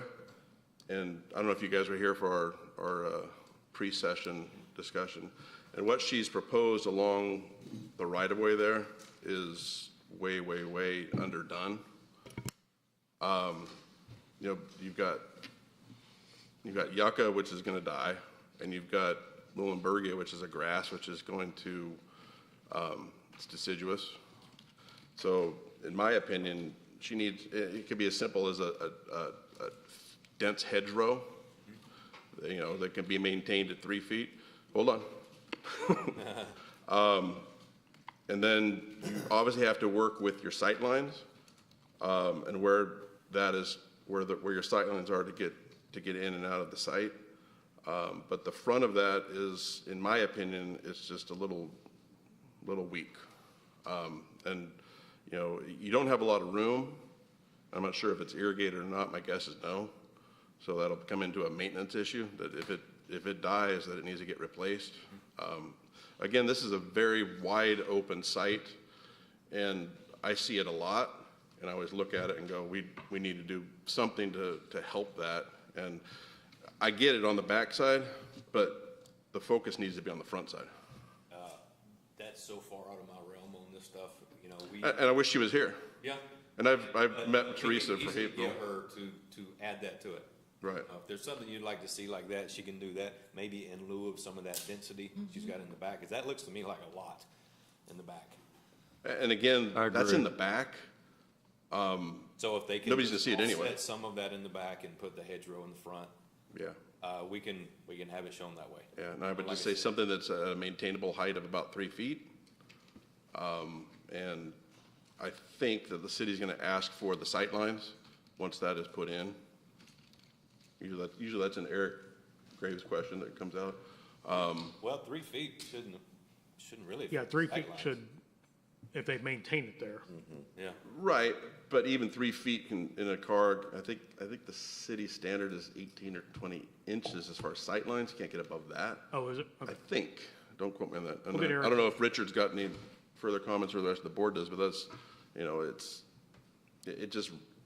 weak for Well- what we're doing.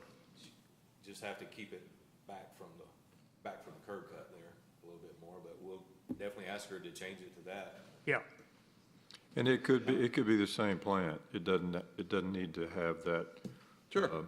variety on that repetitive situation. Well, that's a pretty barren area through there, not barren, what's the right word? It's- Baron? I mean, barren, I guess. And will a hedge? Not the royalty Baron. Yeah, okay. Will a hedge survive being there? Well, it's gotta be, it could be a Carissa holly. It needs to be something that's kind of bulletproof, and again, it needs to be maintained, so Yeah. if it dies or goes away, hopefully, those that are in charge of such things in the city can state as such before I send a text. Especially if it's not being irrigated, so this, it's not being Right, irrigated. so it needs, that's what I'm saying, it needs to be a bulletproof plant. There's Yep, okay. some out there. What was that species you said? Holly, like a Carissa holly or Richard, whatever you think, but it needs to be an evergreen, maintainable hedge. Even a distillium would work there. And it's gonna have to be, it's gonna have to be taken care of, because in a position like that, it's gonna get trash. Trash is gonna roll right into We'll it. relay all that to the. Yeah. so we'll defer this as well with those comments? Yeah. Get Teresa to tweak that? Let me throw a motion. Yeah. Yeah, if you, certainly. If you say,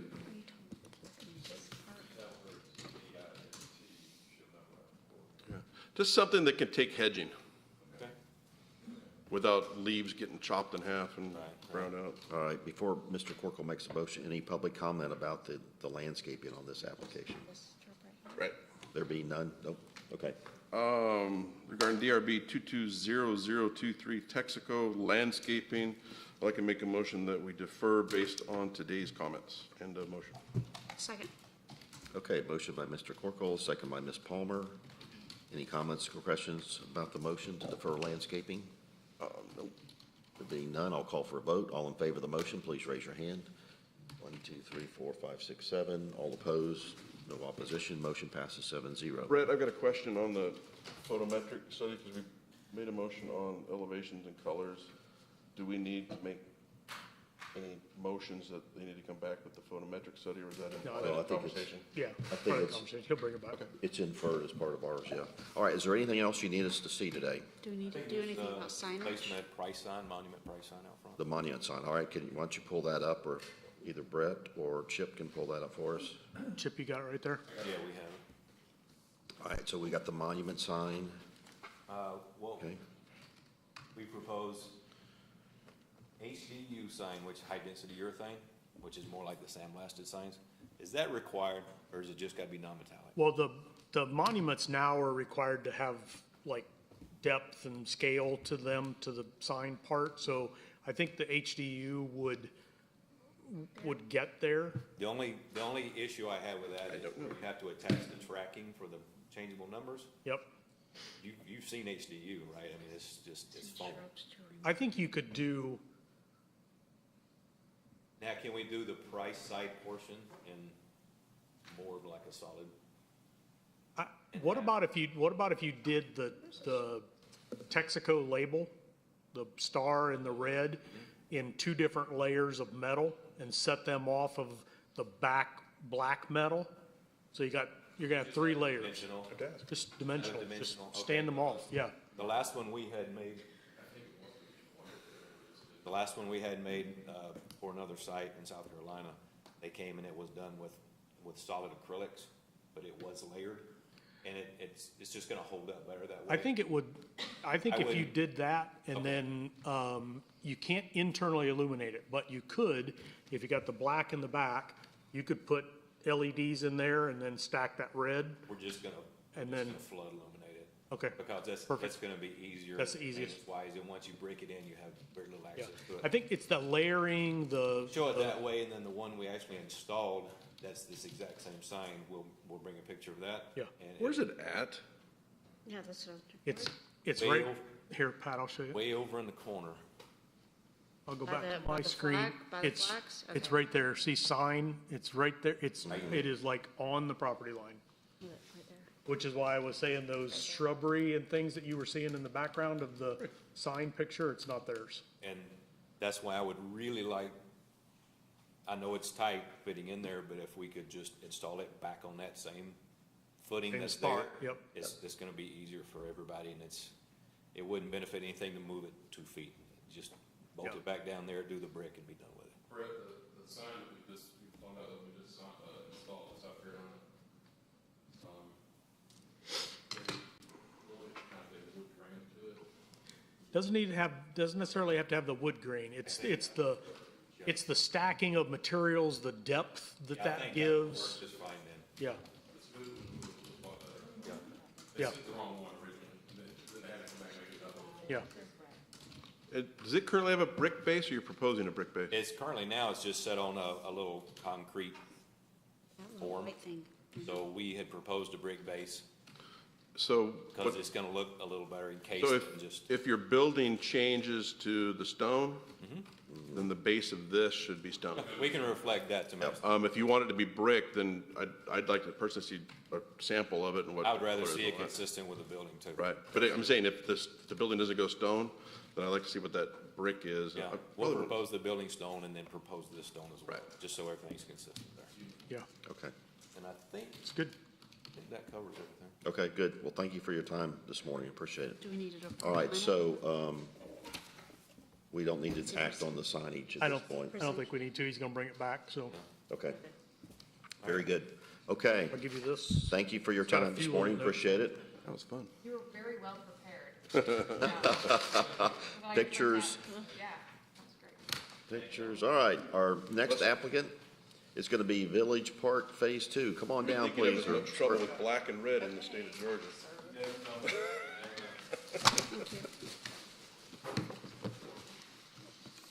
Look at this. Okay. Oh, boy. Running out, I'll share. We can share. No, I got it. Okay. Wow, thanks. Goodies to come on. Oops. Some of these samples are heavy. Can I just set them down front? Certainly, yes. You may bring that wagon in, for sure. I mean, Yeah, just set them. Ours Morning, is Jeff. full of baseball. It's not one of those? No, Thank you, sir. not, I didn't plug it in. I think you grabbed it back. You see better than I can. no, just so you can show.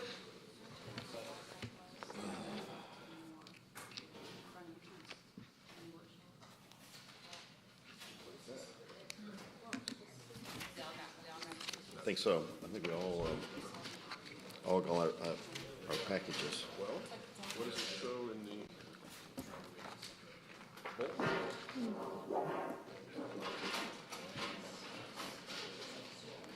I think so too. Okay, good morning, welcome. If you'll make sure you speak into the microphone, introduce yourselves, and then tell us what we have in our packet today, please. Absolutely. Good morning. My name is Brian Henderson. I'm with Gallery Development. We met previously back in December when we discussed the 17 cottages we're planning to construct at Village Park Milton Phase 2. Today I brought with me Steve Markey, our Director of Design, Jeff Lohman, our architect, and Sam Sampson, our landscape architect, and for moral support, Kelly Panter, our VP of Construction. So today, what we would like to present is, I'll give you an overview of the company, what we do, who we are, and we'll step into the design and components of Village Park Milton Phase 2. I'll give you the broad overview. As we get into finish details, I'll ask Jeff Lohman to come up and talk about each of the finishes, and as we move into landscaping, Sam Sampson will come up and address that as well. So, as you look, good. Thank you, Brett. Slide, please. So, our model, we're an owner, developer, an innovator, and a manager. And what that means in large is that we own all the properties that we operate, we develop each of the properties that we operate, we innovate through the products and services offered at each of the communities, which also extends to our technology team, and we manage the products that we currently have in the portfolio as well. I've included on the next slide some information about our communities around the city. I'm sure you're all familiar with Village Park of Alpharetta over on Morris Road, combination of main building and cottages and duplexes. Village Park Peachtree Corners, which was the original to the portfolio. Phase 1 of Milton, as well as our most recent addition, Corso Atlanta, down in Buckhead. A little bit about our leadership team. Tim Gary, our CEO and founder, has been in the business for more than 20 years. Carrie Samuelson joins us as our COO and has been in the healthcare industry for more than 25 years. I think you probably know Fergal. Jonathan Hawkins, our attorney, and Rob Lewis, our CTO. On the next page, a bit about our development team. Not all of us are here today, unfortunately, but you do get to see 3 of our smiling faces. And a bit about our partners in the senior living community. Most of the partners that you see displayed on this page are long-standing partnerships. Piper O'Hare, Reeves Young, Blue Landworks has been with our company for quite a long time and done a great deal of work in the Alpharetta area, as well as Conway Owen. We're new with Ironwood, but we have high hopes. So, our current plan is to demolish the existing structure at 11940 Alpharetta Highway, which is the Alpharetta Business Center, a commercial strip mall of sorts that was built in the early 1980s. As of today, it is a completely vacant building. We've erected construction fencing around the property and have evacuated everything from the building itself. So right now we're pending our DRB and our subsequent conditional LDP approval. But we are prepared to take down the building as well as the concrete and asphalt structure around it when approved. So for Village Park Milton main building expansion, we are building on the success of the community that stands next door to it now through the existing curb cut on Alpharetta Highway. We plan to add 116,000 square feet of heated space, approximately 72 apartment units to this mix. We'll also have 1 level of underground parking for this expansion of the community as well. And to the far north of it is the previously approved 17 cottages. And we are still, in case I'm sure you probably have forgotten by now, we are still planning to do this in phases for the cottages. We'll move forward with the first 13, we'll construct the building, and then we'll come back and finish the last 4 to allow us to have some construction workspace. So, and there's just another rendering on the next page so you get an idea of what it is we're trying to accomplish with the expansion. With that, I'll turn it over to Jeff so he can talk a bit about the finish schedule for the expansion building itself. Brian, if you'll just go back a minute, if you can bring up the site plan and describe to us that order of construction for us. Yes. Just so so we understand that. It is forward 1, 2, 3, 4, Good. 5 pages. There we go. Is that looks good? Keep going. I actually have one that outlines it pretty well. Right there. Okay. Right. So what we were talking about with the site plan is phase 1 of 13 cottages to the far north of the property. Phase 2 of cottages would be the 4 that we really need that space for construction materials, traffic, et cetera. and then the Milton building expansion on the south side of the property along Highway 9. So it's 1, 2, 3 then, that's kind of the, Yeah. so it's happening from back of the site to the front? Correct. Is the way you see that? Okay. Correct, and then the middle will be the last piece finished, The middle, being the phase 2. oh, phase 2, so, okay.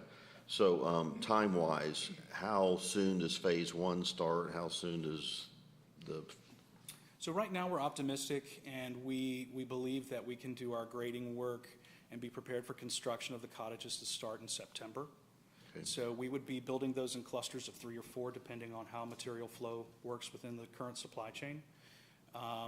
We would be looking to start the building itself, the parking structure for the building, most likely October at this point. of this year? Of this year, Okay. just the parking structure, the foundation slab, and a cap. That's all that we would be able to accomplish this year, just to get ahead of the wet season that is inevitable in January, February, March.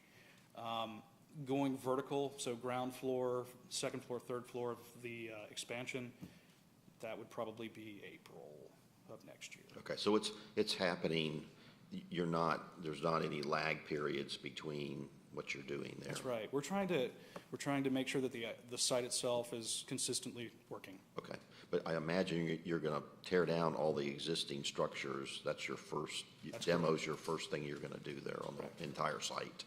Right. Kind of clear it, okay. And then you'll work from kind of back to, almost back to, well, back to front to middle. Okay. Yeah, we wanted to make sure that we went through the full LDP process, because there's associated cost with erosion that we didn't really want to incur. Okay, Let's very just good. take it all at once and start. Okay. Any site questions while we're looking at the site at this point? Okay, very good. All right, let's get to the architecture. Okay, Jeff? So I'm Jeff Lohman with Piper O'Brien Her Architects. What we're presenting today are the elevations of the east, the west, and the south portions of the buildings. Those are the buildings that are going to be visible externally from the site. We are taking all of our architectural elements and materials from the Phase 1 design. So we're really just carrying over what was done as Phase 1 as part of Phase 2. So just across the street, we'll have that cohesiveness. All of the materials that you see here, the faux stone, the cast stone, will be, and the two colors here, the dark gray and the light, are all part of the cement board panel system that we'll have out there, as well as the board and batten look on the white elements. The roofs that we're going to be using are a combination of the shingle roof and the standing seam metal, and again, all of which come from the Phase 1, so there's that cohesiveness. The base of the building, as Brian was mentioning, so this building sits on top of the parking deck. So the parking deck from Highway 9 is not even noticeable. As you go down the hill between the two buildings, and you'll see on the east elevation on our drawings here, will show the parking deck becomes visible. It is all clad in the stone material. There is only one entrance in and out of the deck. And so on the north side of the building, which really isn't part of this presentation, that's where the deck will really be exposed. And again, it's all going to be clad in the stone material. So all walls are finished. There's no exposed concrete retaining walls or anything like that. The other unique feature about this, and you can see it mostly in the south elevation, is we're tying in a bridge that's going to span over this road. It occurs downhill, so this elevation looks a little odd from the south side.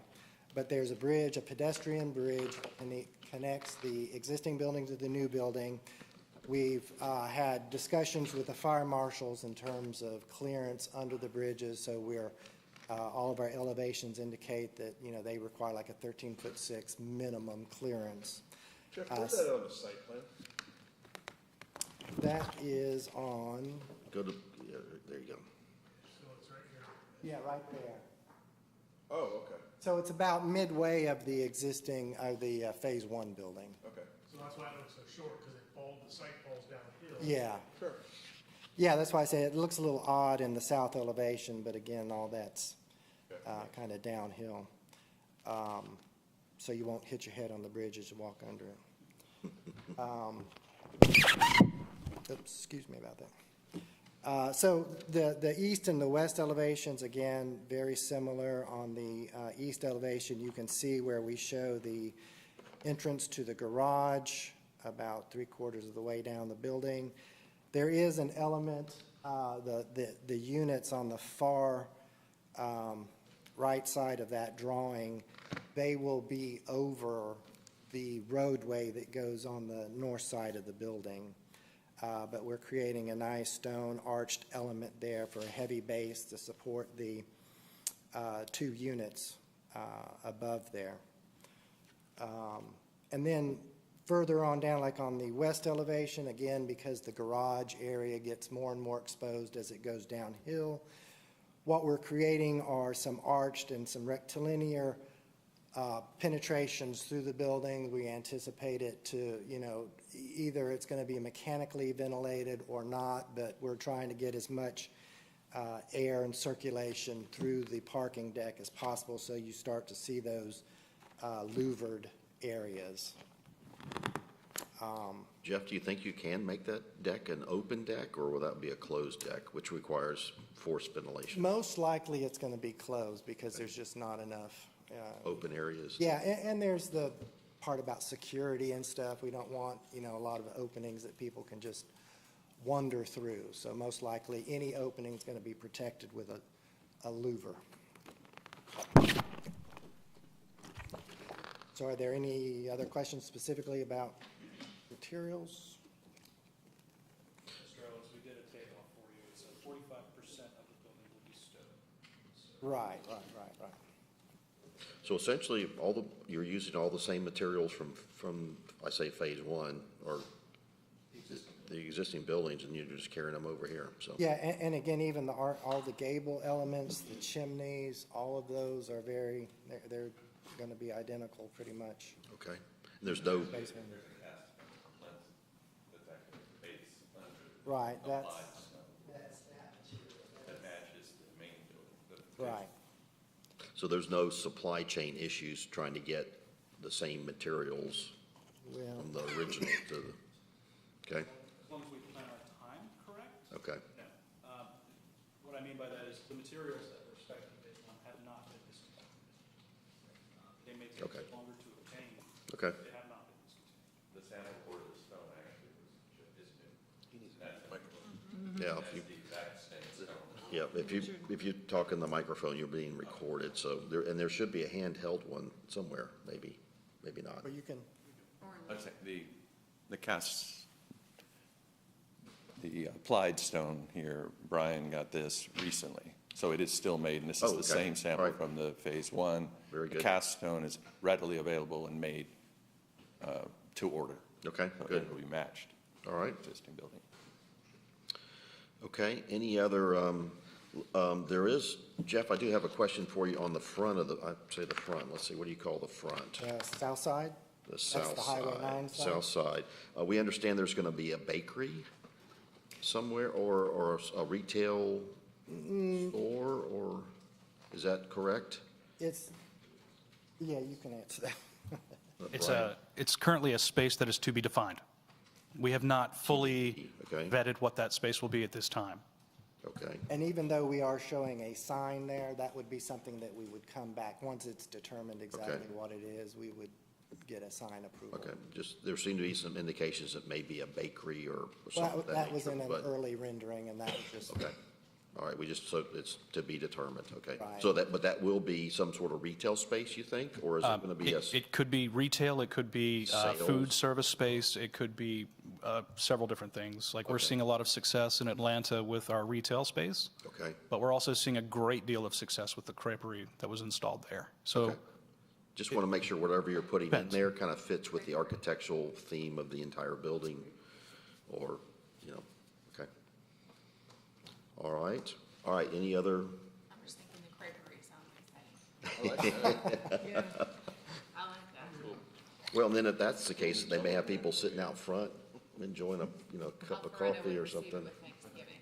with Thanksgiving. Right, that was the theme originally. You can see on the front image, the perspective rendering, that we initially had the thought of putting some seating out front, but we're running into the DOT. We were allowed a zoning variance to pull this building forward so that it could, this component, so it would work more than the overlay that you're moving towards.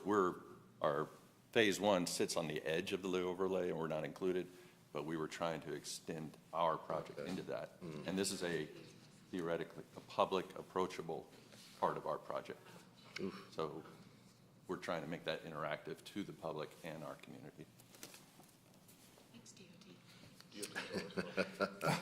Okay, any other architectural elevation or material questions? Okay, all right, what's next? Landscaping? I did have a question on the building. So the elevation showing some sort of awning over the top of that bakery slash retail slash whatever it might be space? Right, So is that still the plan? yes. Okay, so, and what's, And that's shown in our other renderings that are in that package. with the metal awning, It would be a dark metal to match the windows, storefronts. But yes, it's still part of the project. and cable as well? Yeah, the rod hung. Is that the only spot that that type of awning occurs? I believe so, yes. All right. Okay. Thank you, Mr. Lumen. Good morning. My name is Sam Sampson. I'm a landscape architect at Ironwood Design Group. I think you guys have seen some of our stuff with the Morrison Park submittal. We have prepared the landscape plan, which has developed from some previous submittals for LDP, some comments from your board. So we've taken those comments and we've kind of developed what we have today. We have on the frontage, we've tried to pull a lot of the elements from the phase one. So from a plant material standpoint, we're bringing the same plant materials over. We've gone back and forth with David Shostak in terms of like, what do we want the streetscape to look like, the trees, the street trees. He's, Push you around. pardon? Don't let him push you around. I push back, but there's also, you gotta know when to give. So, we've had a lot of back and forth to develop this. Essentially, what we're presenting right now is what's developed from that back and forth and that give and take. And so, we're really trying to, frame up the architecture, give a very nice, street presence, create a nice street tree program. We've pulled the street trees from phase one through that main drive in the cottage, and then just try to give it a lot of canopy. I feel bad because you guys have that great elevation on the west side, but we've got all these screening trees, along there on that buffer. So it's no one's going to get to see that for the most part. We've got a lot of screening over there. We've done a lot of work to keep that, revegetate where that old pond used to be on the back of the property, and add a lot of plantings there. Understand that there was a lot of concern from the neighbors early on, so that we've spent a lot of time to work in some plantings around that.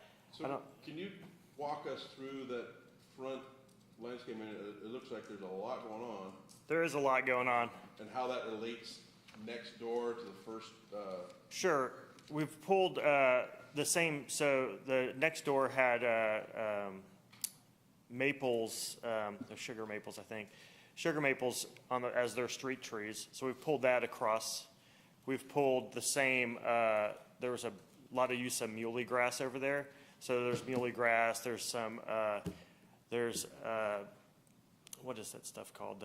Pampas grass, there's a couple pampas grass. There's a encore azalea. So we're taking all that material and we're pulling it through over to this side. Now, it's a little bit more heavily planted than I normally would plant it, but there's a reason for that. It's because there's stormwater swales and stuff running through there, and it's like and then the way the GDOT right-of-way works, so basically the front is all turf that's in the right-of-way, and then that kind of crunches our plants in to that zone, and because all of our trees have to be squeezed into this kind of skinny space between the building and the right-of-way, it's kind of creating an opportunity where we can't have quite as much grass. The drawing that's up on the screen, I can't tell what's what from anything else. I mean, there's a lot going on in there in the scale of it. Oh, yeah. What is the planting, what is the plantings underneath the canopy of those trees? Because when I hear grasses, and I hear things that need full sun. Yep. So there's. And when it's all condensed very tightly, do you have plantings under there that are gonna take 5 years down the road, even 3 years down the road, that are gonna survive the shade and the competition underneath those trees? Yeah, I think so. I think it will work out fine. So we have, this is really small, but I can pull it up. Okay. So we have, I can't read that. Let me pull it up on my phone so I can. Yeah, imagine me trying to read it. Yeah. I'm looking back and forth from the Is there a legend to the plan. Is there a walking mic or something? I can stand over here because it. We'll try it. I don't know if the hand mics are working with the current. That or I'll just I'll pull up the plan on my phone and I can walk through it. Because I can't see anything. Anyways, whether there's not, I got contacts in, they're not very. Hello? Okay. So, Pat, in the foreground, we've got sod, and then we have some Mexican feathergrass running along the edge. Those are azaleas. We have the miscanthus is actually, not miscanthus, the muley grass is actually kind of back towards the, I don't know, can I use that little mouse? That would be helpful. All right, so this, if I had a pointer, I would do this. Can you see this, Pat? I don't know. I can. All right, so that's the feathergrass, that's the ground cover. We're kind of layering up. We've got the azaleas. We've got Shishi Gashira camellias. Then we have some loropetalum and hydrangeas. These are hydrangeas. The loropetalum are kind of back over here. And then in between there, kind of on the back side of this canopy, is the muley grass. So the muley grass I kind of pushed to the back to kind of tuck between, I guess, the foreground and the background. So in the foreground we go ground cover, evergreen, deciduous, and then the grasses. Then we go to more evergreen. The back foundation are dwarf purford hollies. So we kind of sandwich in the deciduous material in between the green material, or evergreen material rather. And then we have, just some hollies anchoring the corners, nothing super fancy. We've got to put all these trees I don't think are going to get very big because we have to put them in utility boxes. So there's that as well. So is that because of Fulton County and water lines or something? That's because of Mr. Shostak. And it's also the water. Yeah, there's water lines, there's Water line and GDOT. Like, we have to stay so far back, and in order to get these trees planted, we have to put them in concrete boxes. Fulton County has really started raising a stick about all of that. Yeah, so we're having to use those boxes. Those are the sugar maples that were used next door. So that's the street tree they used, and the comment was to match next door. So that's what we're going with. Are those sugar maples holding up okay? Did your office do the original planting? No, sir. Yeah, so that would be my question. I would not want us to have to match something if it's your evaluation that that's not the right tree. I didn't think they looked bad. Okay. I usually don't use those, just because, you guys both know, you probably run into issues sometimes with them. It is a little warm. That's right. Yeah. So I usually use those a little if we're further north, but I like the trees and I like the fall color Yeah. on them. So are those boxes, the concrete box, is that a true planter, if you will? Is it sealed on all sides? I think it's open to the bottom so water can perk through it. So I think what they're actually designed for is for, Keep this from happening, yeah, or this. yeah, so. You do this, you do this. So I think what they're actually, what those boxes are actually sold for are for stormwater, rainwater gardens. Like they build them in, and then there's a little opening for water. It's an off-the-shelf product. It's off-the-shelf product. And so, but I think what they're also using it for is to protect, to keep like as a root barrier for trees next to stormwater. And it's the first time I've spec'd it, but I actually looked at a couple different TRP examples in Alpharetta, and it's been used in a lot of areas around utilities. Might be calling you about it. How large are the boxes? How big are they? How large are they? What are They're, the I think I spec 6 by 6, so 6 feet by 6 feet. So essentially, they're gonna, it's kind of like putting a fish in a fishbowl. It's gonna restrict the. Do they come bigger? They can, but if we get bigger, we start getting into where we're over the utilities, and we were trying to keep it 4 feet off the utilities. So I'm literally pushing it right up to the GDOT line, so I can stay far enough off the storm line. So on this drawing, where's the storm line? Is what I'm wondering, if you got an 8-foot box but shifted it so that not only is within a certain distance, but the root area is larger, or are you encompassed by utilities on both sides? So I've got GDOT on the one side, so I'm pushed right up, that's right on that line. You see where the trees are touching the line. So it's like a right-of-way line? That's right, that's the GDOT right of way. And then, actually, the plan is like right through the seam of these monitors, the storm plan. You can't, the boxes, like, one box is right here. Okay. And then there's another box on the other side of the sidewalk over here. So I'm kind of threading the needle, essentially. How long have they been using these boxes? I know we're off topic here, but. No clue. I have no clue. It's the very first time I've ever heard of. I'm just using curious those. what the survival rate of the trees are when they're put in a box like that down the road. I would ask Mr. Shostak. I will. And I agree with Richard's comment. At the end of the day, I mean, I push it all the time, consistency of streetscape. I push it all the time. But at the end of the day, by what Richard says, is that indeed the right tree to put in the box? Are they surviving next door? Are they thriving next door? Or do we need to kind of push aside the whole thought of a consistent street tree theme in order to get something that's going to look good at the end of the day? Yeah, I mean, for a small tree like that, we might want to do a trident maple or something rather than and that might look similar, but it's going to have a little bit different fall color, right? I did an exercise just recently that came before this board where I had planters, concrete planters, and I put in sycamores only because they take that tight compression of root space. There's a few out there that can do that, but I think, again, to Richard's point, is it the right thing?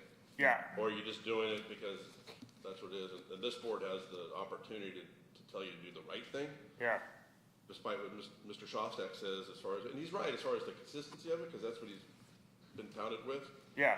So if it's the right thing, it's the right thing. Well, we can go by and look at the trees if we feel like, when I went by the site, I didn't think the trees, the existing sugar maples looked bad. I thought everything looked very nice over there. There's some areas like between the cottages where we have some water issues that things, have kind of not worked out, which we're addressing. We're trying to design through that. He's going to do good in that box.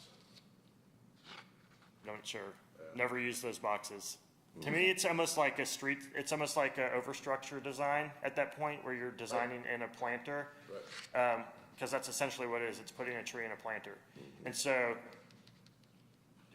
I mean, in my mind, whatever we put in there, you got to think this is a 20-year solution.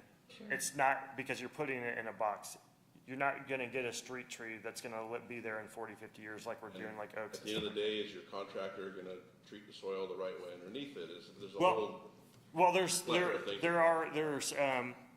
requirements for that. So all the soil in the tree in those boxes are going to be an improved soil, so almost like a structural soil for street trees. So there are some soil requirements that we're including that will address that. My only other comment on there is just whatever's behind that. Are we looking at true south to the right plan view, right?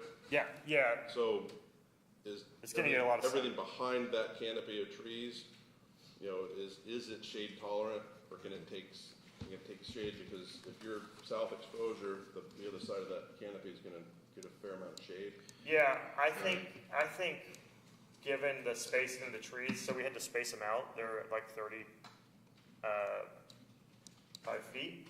So they're spaced like they would be for a standard street tree without the box, you know, assuming the canopy is gonna get that size. I don't think the canopy is gonna get that size, so I don't think we're gonna have as much shade as we want. There's hydrangeas back there, there's hollies back there, there's camellias back there, so what I'm trying to do is pick things that are kind of in between. And, you know, and ultimately we're talking 40 years from now, the landscape's gonna evolve anyways, and we're gonna we'll probably move to a different palette at that point anyways, you know. So hopefully you guys are still operating in 30, 40 years. They will If I'm be. still doing landscape architecture, I can help you with that. Sam, a question for you. What Yes, is sir. the elevation of the street, Highway 9 there, versus the elevation, the first floor elevation? Is it, You're actually dropping in elevation. I don't have the grades. but between the street and the building, are you going up, going down? You're going up, what is it, we got like probably 6 feet or 4 feet maybe? So you're seeing, Brian, can you slide down a little bit on the plan? The elevations That other way, Brian. plan north, so on the east side, they're higher. They're Well, there. all of it falls down from the property down to the street. They're right And there, as we Brian. get further down to the west, the grade gets steeper. Yeah, so it's 1122 at the edge of the sidewalk. all right, The back of the sidewalk, and then we're at 29 at the floor. So that's we've about got 2 sets of stairs. So we've got a 5% slope, a set of stairs behind the right of way, 5% slope, and then another set of stairs. So I think we have 5 risers in each one of those. We're going up 2.5 feet. okay, I'm just thinking of the presentation you're seeing from the street to the building, so you're gonna see all that landscape Oh, yeah, it's going to material. present really well. Plus, we've kind of tried to build the material up. So like a Shishi Gashira camellia isn't like, you know, a big upright camellia. It's like really low. It's almost like strata, which means it grows out, not up. And so that's what we're using as we've got like a low ground cover Mexican feathergrass, which is 16 inches tall. You've got the Shishi Gashira, which we can maintain between 30 and 36 inches. Okay. And then, you know, we're using little limes, not lime lights. We're using lime lights in the back, which are just a different type of hydrangea that get a little bit taller. So the idea is everything kind of Steps up. steps up. Okay, I just trying to understand.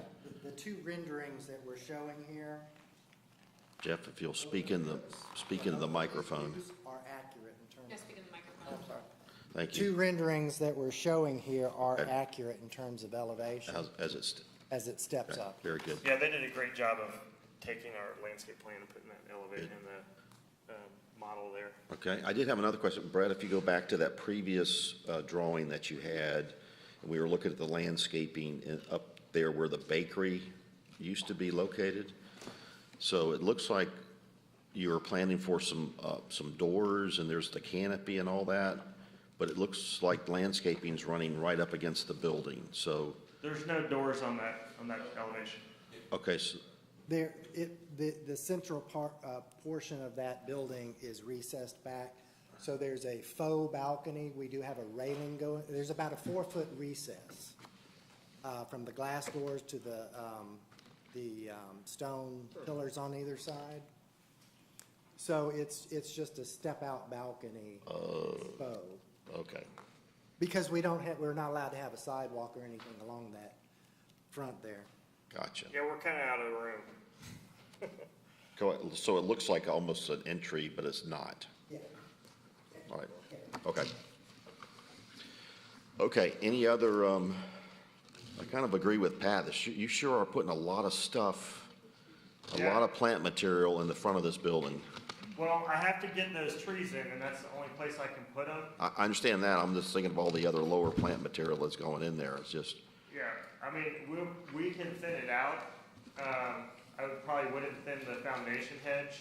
I wouldn't probably keep that nice and tight so we got nice evergreen. and maybe just get some more space between those different masses.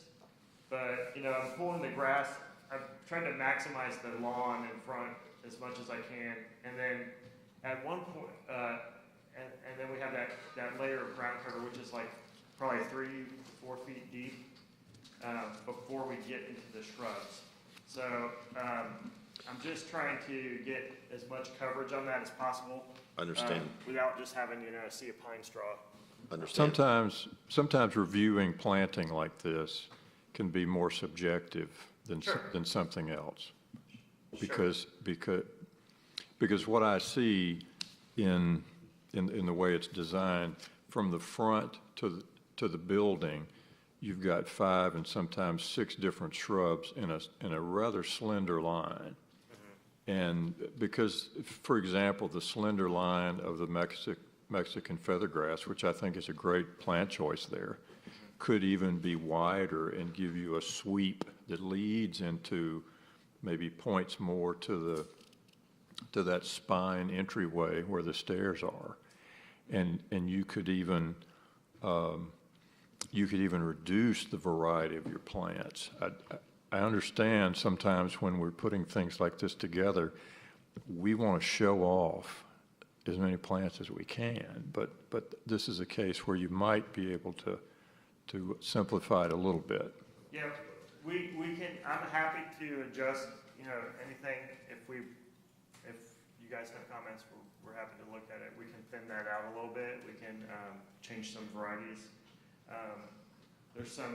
The one thing I didn't mention, there's a little seasonal color right at the front door. One thing I was trying to do is push the shade trees kind of to the side and really frame up the entrance, so we kind of get like almost like a, you know, we got some canopy street trees, but we kind of open up that front elevation. So that pathway out to the street, that connection point, is kind of emphasized. It also, I think, reinforces some of that architectural element. We've got that breezeway through there, that courtyard. And we're just using some smaller flowering trees to kind of frame that entrance. But yeah, I'm happy to simplify. That's not a problem for me. I'm curious why you wouldn't want. Why wouldn't you want that many plants? At the end of the day, will they all survive? That's the thing. Or are you overplanting and then you end up thinning them out, and then how does that look down the road when they're starting to thin things out? That's all. Katie, that's why I said it was subjective at times, depending on the point of view of the person who's seeing it. Sure. So the objective aspect of that is making sure that something like the camellias are going to have the exposure they need without getting too much sun. Right, yeah, I think the spacing on the camellias is 3.5 feet. I mean, we generally space hollies out at like 48 inches. So one thing we learned during the drought back in 2007 is that the plants that were, everything's 3 feet on center didn't do as well when we had a drought. And so we kind of pull everything out to, you guys probably know this, just trying to balance that instant impact with what's the best thing from a horticultural standpoint. So the Mexican feathergrass, I generally do a little bit tighter because it's mounding and it doesn't really spread. So I think those are like 24 inches. And then, but what we can do, I think, is really pull the space out between the two masses, and so get that a little more accentuated. And if we want to lose a variety, we can do that. So we have the opportunity to do that. It's just a big space, and normally I would not have that planting so large, but because I'm pulling those trees so far forward, it's kind of creating a spot. And so there's actually two views to this garden, right? You've got the patios and the residents looking at it from one side, and then you've got the street presentation from the other side. So you've got the public and the private view to both of these spaces. And so it's kind of doing this a little bit where it's building up in the middle right now. So I'm gonna move us along. Okay. Can we talk real quick? What's going on the east side? Real quick. So the east side, Brian, can you? Yes. That's Brett. Oh, Right. I thought, I'm sorry. East Brett. is up, right? Yeah, east is up, east is up. I get confused on this every time we talk about this. So there's I some. see trees and I see nothing else. Yeah, there's a streetscape, there is parking spaces, there's a sidewalk. So it's parking with tree islands, okay. That's right, and then those actually have, the one, so, you see that mouse? And are those in boxes, in those boxes too? Yes, sir. Oh my God. This is not good. So, this is in a structural soil, urban soil with paving over it. So, not using soil cells, but like a structural tree soil. And what are the trees? These are. Can I make a suggestion, by the way? Yes, sir. Please put call-outs on this stuff. They're nissus. When you have all these symbols and the legends over here and you're going back and forth, Mhm. seriously, I look at it for like 5 minutes, like my head spins. Mhm. Please put call-outs on this stuff. Yes, sir. Will do. Those are nissus that are a reasonable selection for that location. What? They're black gums. Yeah, that's the street tree that you guys, well, I don't know if you approved it or who approved it, but it's what the street tree program from the other phase. So we pulled that. The comment I had previously was, let's use the street trees from the other phase and pull that through. So David's interpretation of that was, on that loop from the cottages, pull that street tree through there, and that's the. Will they do good in the boxes? Is your opportunity to make the boxes any bigger? Those are my only comments. I think that space, we probably have opportunity to make them bigger. I don't know about up front because I'm right on top, I'm like almost on the line. That line, I think, I have a little more space. Okay. So I have to study it and just ask, because there was I think I'm supposed to be offset at 4 feet from that line. And so on the front, I'm right between the front of the GDOT and the 4-foot offset. The box is supposed to be 4 feet or the tree? The box, the edge of the box is the edge of the roots, right? So that's where I'm supposed to be at, is, if I was 4 feet, I think to the center of the tree, I could get a much bigger box, and then I can shift around. But that's what I understood. Okay. And All right. then. Continuing on, just give me tree species as you go, and please. Yes, sir. I haven't used these boxes before, so this is kind of new for me. But I'm just approaching it as I would think a overstructure planting would work. And so I just imagine that they won't be ideal height and size, but I think they can be nice and they're irrigated and they have good soil. So, oops, sorry, I didn't mean to do that. And then that wall right there has like a creeping fig along the edge of that wall. We don't have a lot of space there. We're kind of out of space again. So the reveal that wall faces the parking and the street?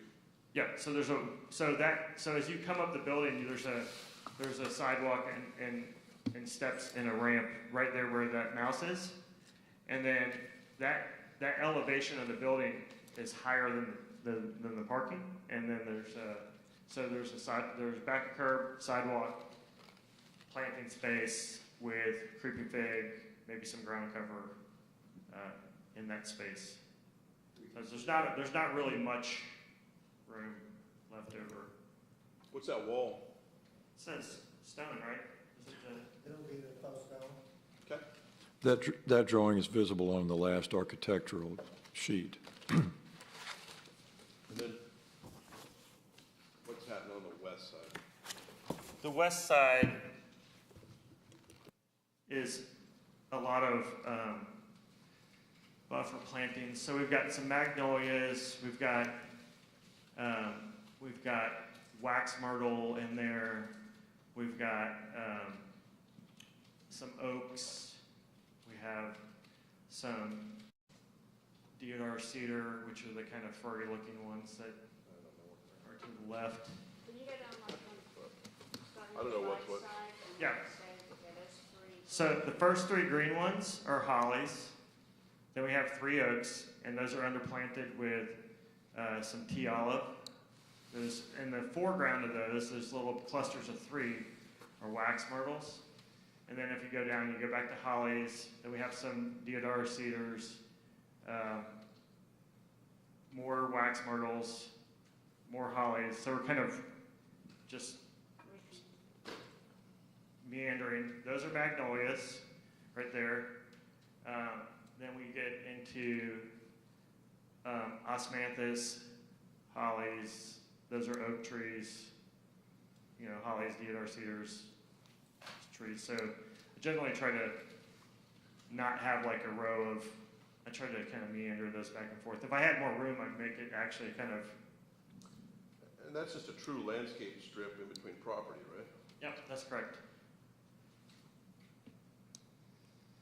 Yeah, we need to study how much, we don't have a lot of space right there between those, you know, if that ends up getting another hedge on the foundation, it's only gonna be in a certain spot to the right there. There's not, you know, we might do a little clipped hedge right along that foundation, but most of that's probably gonna be just mulch area.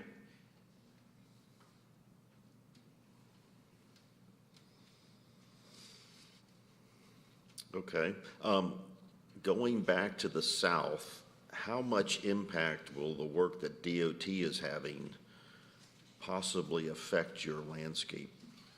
Isn't it gonna be done?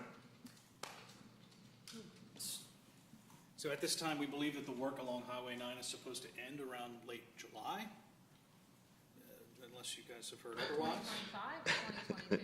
2025 or 2022? Well, so we're of the understanding that the work along Highway 9 should be over late summer. So In just that section? At our section, right? Okay. So I don't know that it's really going to impact us very much at all. None of those plantings would be in place until end of 2023, truthfully. If you think about how we're phasing in the building. So If you said DOT, October, then you're gonna break ground on the. Parking deck. Right. okay. I'm just thinking, all right, so in theory, DOT should have completed all their work in this area before you're putting the landscape in.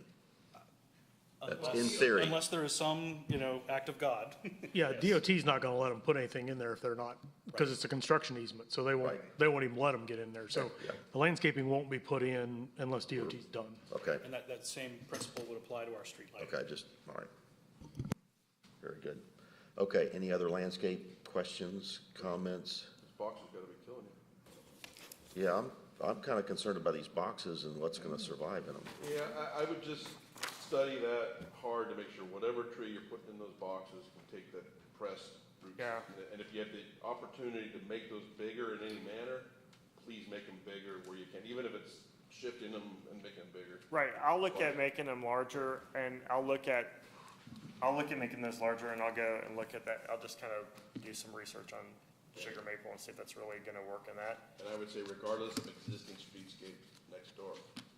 We could change the trees, is what you're telling me? No, If that's the best If you need- solution? Yes. If you need to, yes, because it's in those boxes and if. Okay, understood. Those are legacy maples, right? Yes, yes, sir. It's a good tree. It's a good tree. Yeah, I got one in my front yard. It was great. I like it because it's more compact.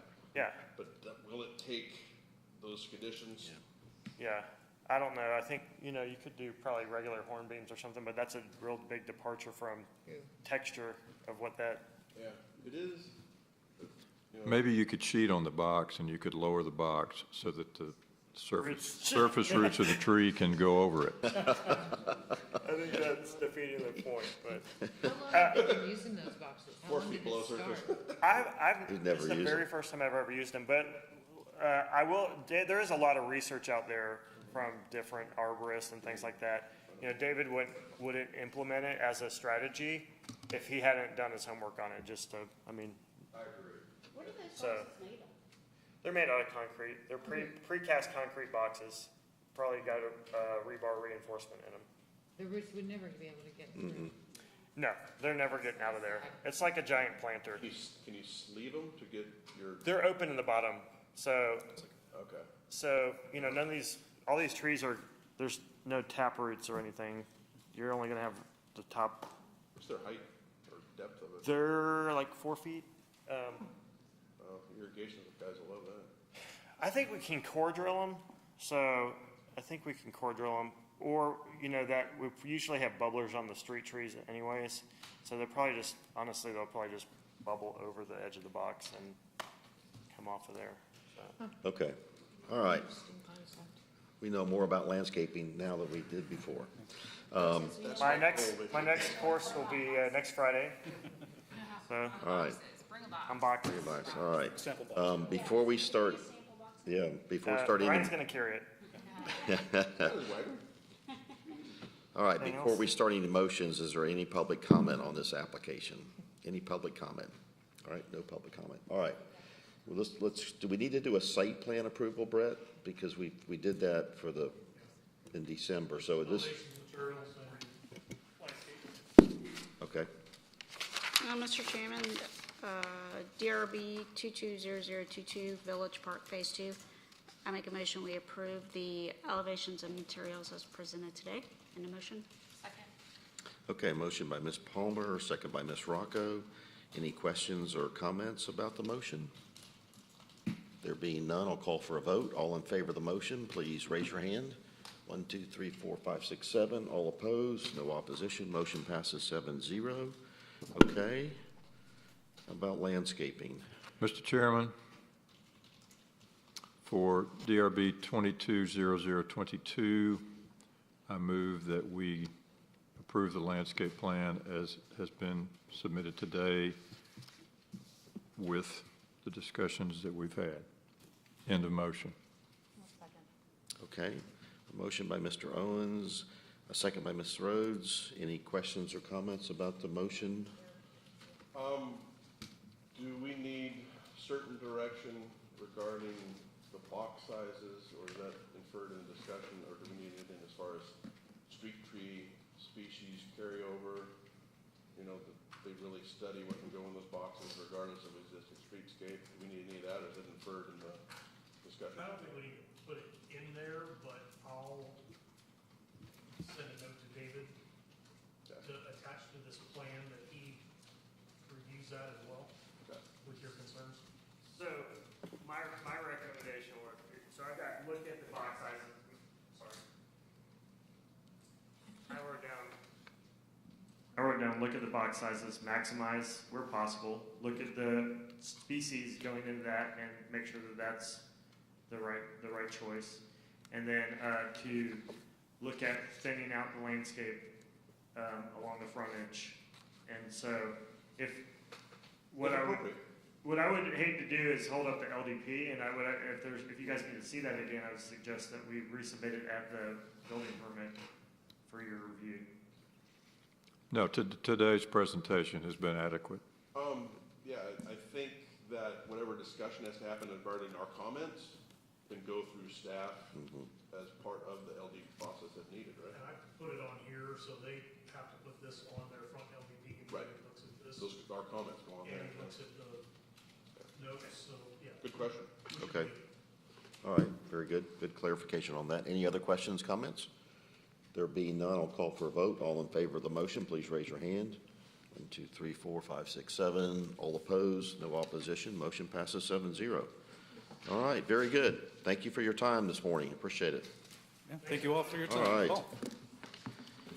Okay, there being no further applications and with no objections from fellow board members, this meeting is hereby adjourned.